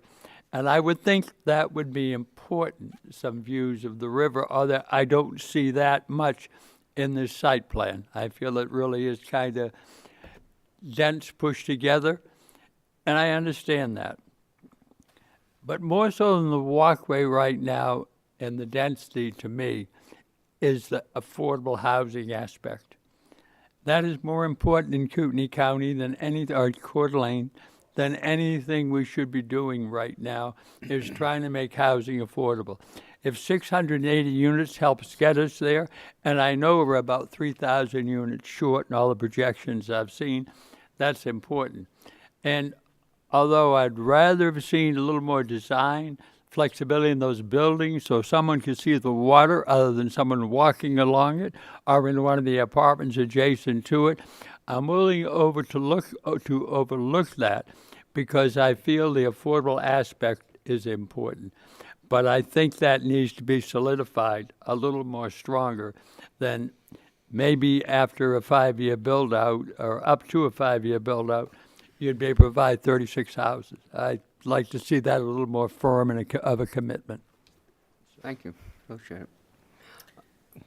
Go ahead, sir. Yeah, I agree with most of the comments already made. I think that connection on the river, and then also to connect to one of the further out parks, the Mill River Park, which has a great little beach, I just think adds to what we offer Coeur d'Alene as recreation opportunities. The density, I think this conversation 4 years ago, we didn't have the same needs for affordable housing that we did 4 years ago, and the housing prices weren't quite what they are today. So I do think we have to be selective where we put density, but I do think we can accommodate it here, and adding that many units to the supply to hopefully lower the demand a little bit on housing is a start to help with the affordable housing issue.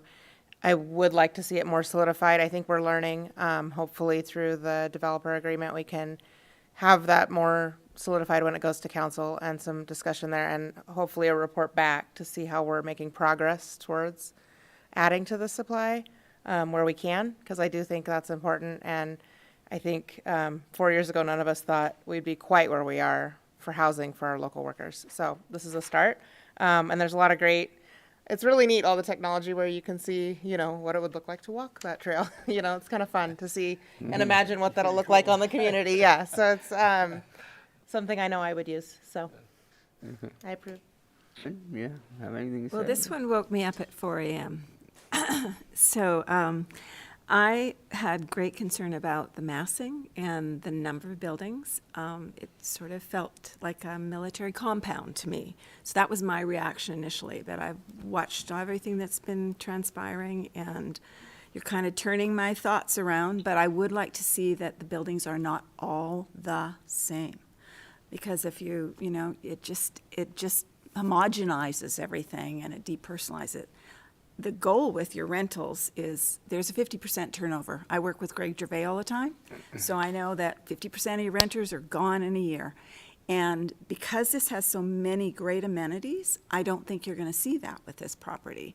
But I would like to see a little more individualization. It comes from my background in design and architecture, and so I would like to see a little more thematic gift to us, so that when you drive up, you know that's your building, and you don't have to find 1, 2, 3.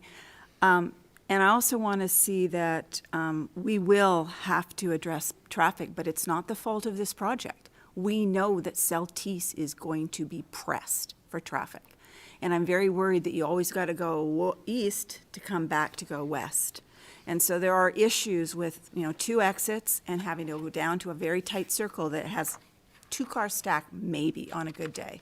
And if you're behind a landscape truck, you haven't got a hope. You're in traffic. I also think that with this walk-ped connection, we've got all these great walking paths coming down Atlas, going across Celtice, down on the water. We need to be able to get across that road safely. And I think that's going to be Chris Bosley's challenge, flashing beacons or an overpass or an underpass somewhere, somehow, to get safely by foot, by bike, underneath that roadway. And so that's going to be Chris's challenges in the years ahead, as we see more and more people getting out and moving, not by car, because we have C-17 on the north side of Celtice. I'm hoping someday, cross my fingers, we get a grocery store. We get amenities that people want to go, walk to their barber, walk to their hairdresser, go somewhere that doesn't require getting in that car, because I'm not a car fan. I really love that we finally got this thing, the trail, back on the water. I always fought it because I hate that wall. And I worked on most of those Mill River houses. I did half of those. So I don't like them. I just think they're an isolated community that doesn't interconnect with the rest of the world, except the river. So I'm embracing this idea that people are passing in front of an apartment, waving at the people on their balconies, interacting with people. I'd love to see some rooftop decking on those waterfront. What a great place to hang out and suntan. It's just so many opportunities with this kind of development. I'd like to see, and we're not dictating design here, but that's what the world I live in. I'd like to see more creative ability to really make these very special. And then your turnover is much less.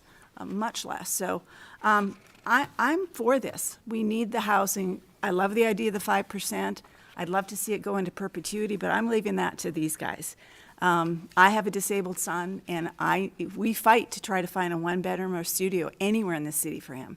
So he's always roommating. Well, he's 30 years old. He's tired of being a roommate.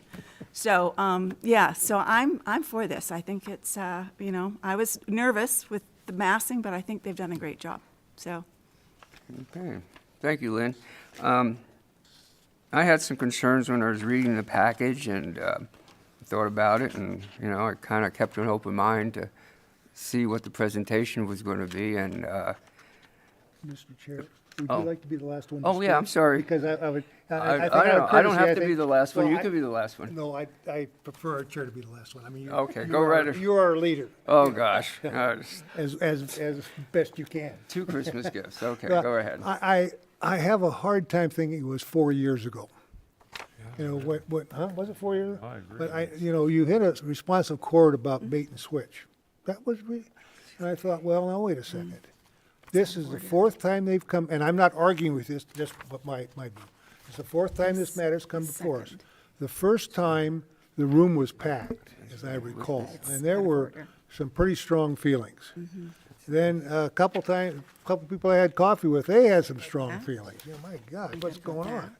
So we did something and did something else, and it ended up, the council ended in negotiations with the developer. And somehow they came back, then it came back to us for the third time, and we approved it. So we were pretty thorough on it. Whether we were thorough, a result in what everyone wanted, I don't know, but it certainly made me feel comfortable that everybody got involved, including the council. Then I look at this and I say, now, what has happened since that time?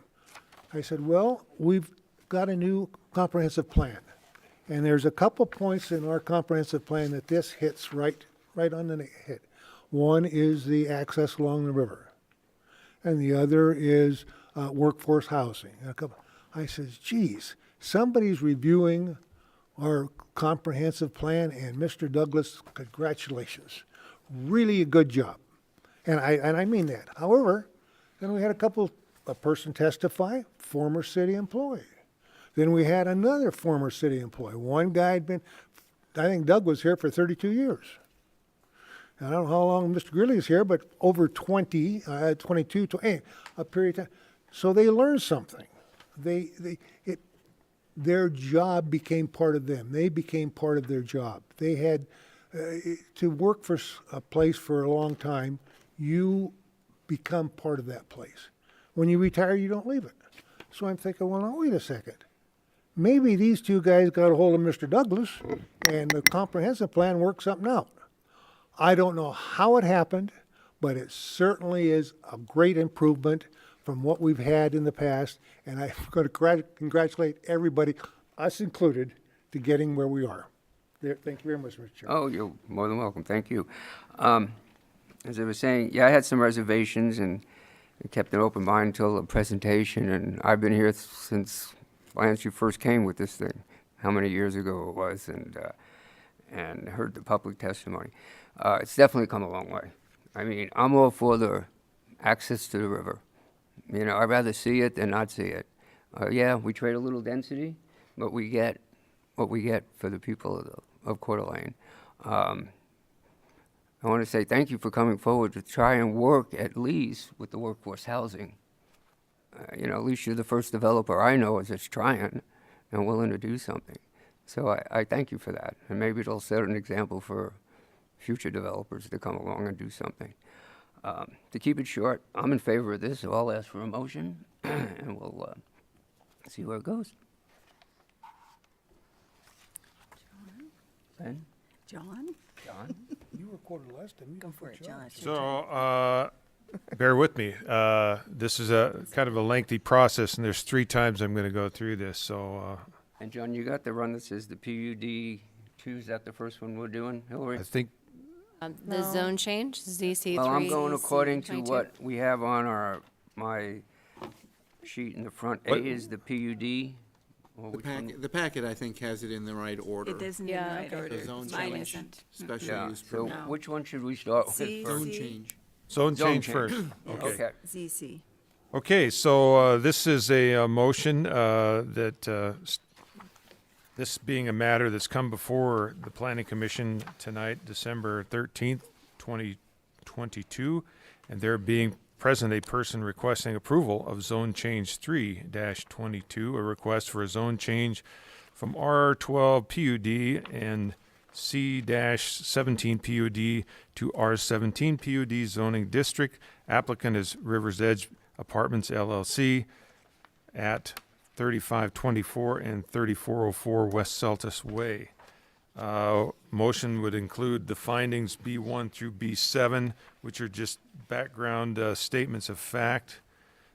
The more operative finding of B8, that the proposal is in conformance with the comp plan policies, as Mike laid out in his staff report and presentation, with particular support with the housing stock and housing types, workforce housing support, public access to the riverfront, et cetera. So well supported by all of the operative comp plan goals and objectives. B9, as part of the motion, the facilities and utilities are available and adequate for the proposed use. and that's based on Mike's staff report and presentation. As he indicated, there's no objections from streets and engineering. Water and wastewater are adequate and available. B10, that the physical characteristics of the site do make it suitable for the request at this time. As the staff report indicates on page 16, there are, quote, no topographical or physical constraints. B11, that the proposal would not adversely affect the surrounding neighborhood with respect to traffic and neighborhood character. That's based on the testimony and report that we've heard tonight, that there's no significant change in traffic as a resulting from this zoning change, and that the developer's willing to fund a traffic mitigation study, and that the zoning change for the buildings that would be proposed here, as Mike's presentation showed, would be similar in character to that to the east, to the north, to the west, etc. So as a conclusion and decision, the Planning Commission, pursuant to the aforementioned, finds that the request of River's Edge LLC for a zone change as described in the application should be approved with special conditions as are listed, and I'm certainly not going to read, but there are 28 of them recorded in the worksheet. That'd be the motion. Thank you. I have a motion. I need Second. A second by Luther. Any further discussion? If not, we got a roll call. Shannon, please. Fleming? Yes. Ingalls? Yes. McCracken? Yes. Luttrip? Yes. Ward? Yes. Messina? Yes. Thank you. Okay, moving on to the PUD portion of this. Okay. Special use permit. Special use. Dash Okay. 5-22, right? That's- It's just out of order. Yeah, And okay. we are a little It's out on the of back order. end of the That's all dock. right. We're okay. It's okay. So SP 5-22, who would like to do that one? I can do that one. Okay, thanks, Lynn.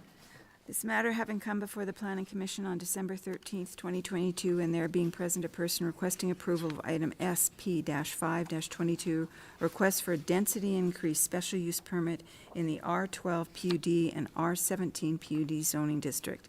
The applicant is River's Edge Apartments LLC. Location is 3528 and 3404 West Celtice Way. The Planning Commission may adopt items B1 through B7 for the meeting. B8, pursuant to section 17.09.220 special use permit criteria, a special use permit may be approved only if the proposal conforms to all the following criteria to the satisfaction of the City Council. The proposal is in conformance with the comp plan as follows. I point out goal C1.3, Coeur d'Alene will strive to be livable for median and below income levels, including young families, working class, low income and fixed income households. Environment and recreation, preserve and enhance. Goal ER1, preserve and enhance the beauty and health of Coeur d'Alene's natural environment. Objective ER 1.1, manage shoreline development to address stormwater management and improve water quality. And goal ER2, to provide diverse recreation opportunities, which certainly does. Gives us access to the river that we have for a long time been denied. I know everyone's celebrating, but it was very isolated to the college and to very expensive homes. So I am so supportive of everything that we've done at Atlas and Riverstone. Growth development, developing a mix of land uses throughout the city that balance housing and employment while preserving the qualities that make Coeur d'Alene a great place to live. And finally, goal GD3, support the development of a multimodal transportation system for all users and experiencing the river on an easily accessible day-to-day basis. B8B, the design and planning of the site is compatible with the location, the setting, and the existing uses of adjacent properties. It is residential, that's what we're surrounded by, with access to commercial as well. The density, I think, does suit here. I think that it's been very carefully handled with view lines and perspectives onto the water.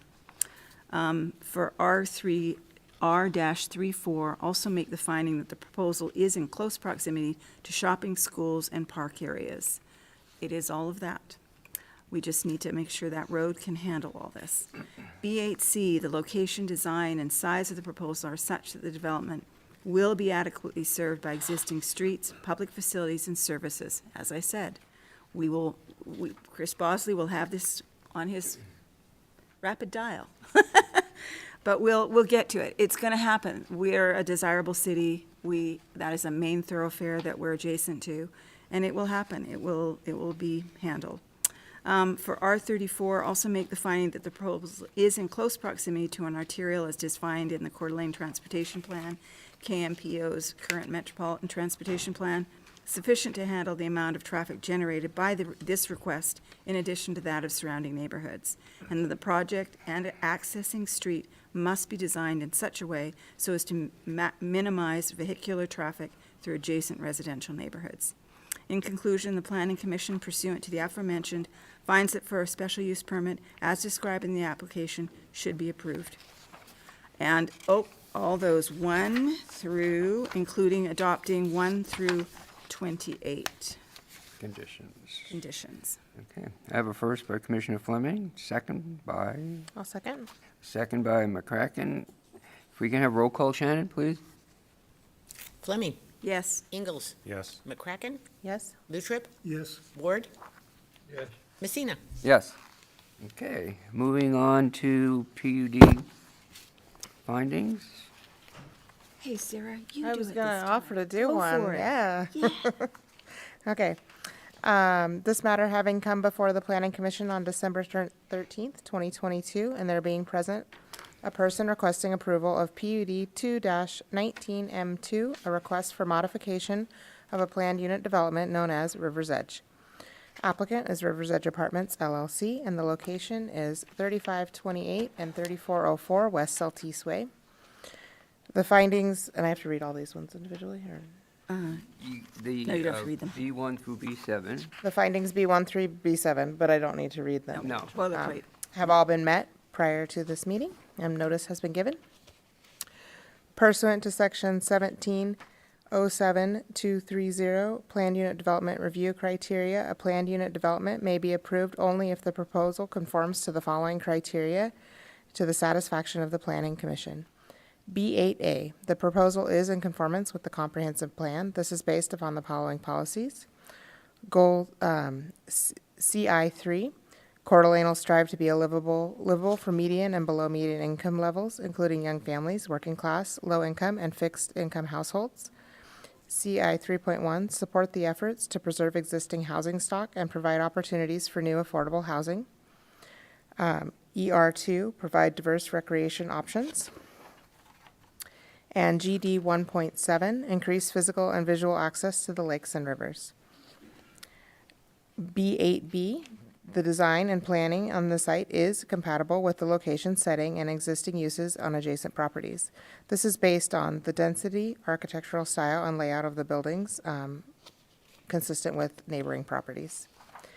B8C, the proposal is compatible with the natural features of the site and adjoining properties.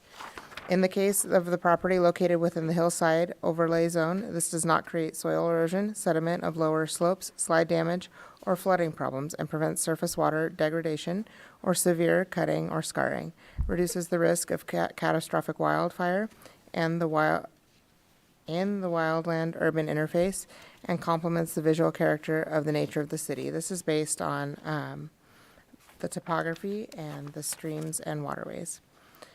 B8D, the location and design and size of the proposal are such that the development will be adequately served by existing streets, public facilities, and services. This is based on in our staff report, we had existing services for water and sewer, and police and fire did not have any objections to the proposal. B8E, the proposal does provide an adequate private common open space area as determined by the commission of no less than 10% of gross area, free of buildings, streets, driveways, and parking areas. The common open space shall be accessible to all users of the development and usable for the open space and recreation purposes. This is based on the easement that will be provided for public access to the waterfront. B8F, off-street parking does provide parking sufficient for users of the development, and it currently meets parking standards. B8G, the proposal does provide for an acceptable method for the perpetual maintenance of all common property, and this is based on the the apartment management company. The Planning Commission, pursuant to the aforementioned, finds the request for River's Edge Apartments LLC for approval of the planned unit development as described in the application should be approved with the special considerations and conditions applied. There are 1 through 28 in our packet. Thank you, appreciate it. We have a motion by Commissioner McCracken.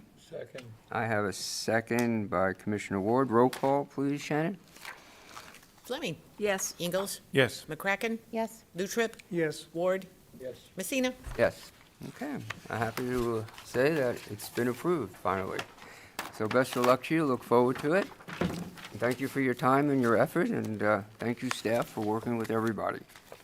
If nothing else, I Sure. will, Mr. Chairman, Oh. could you read the final note on appeals at the bottom of the agenda?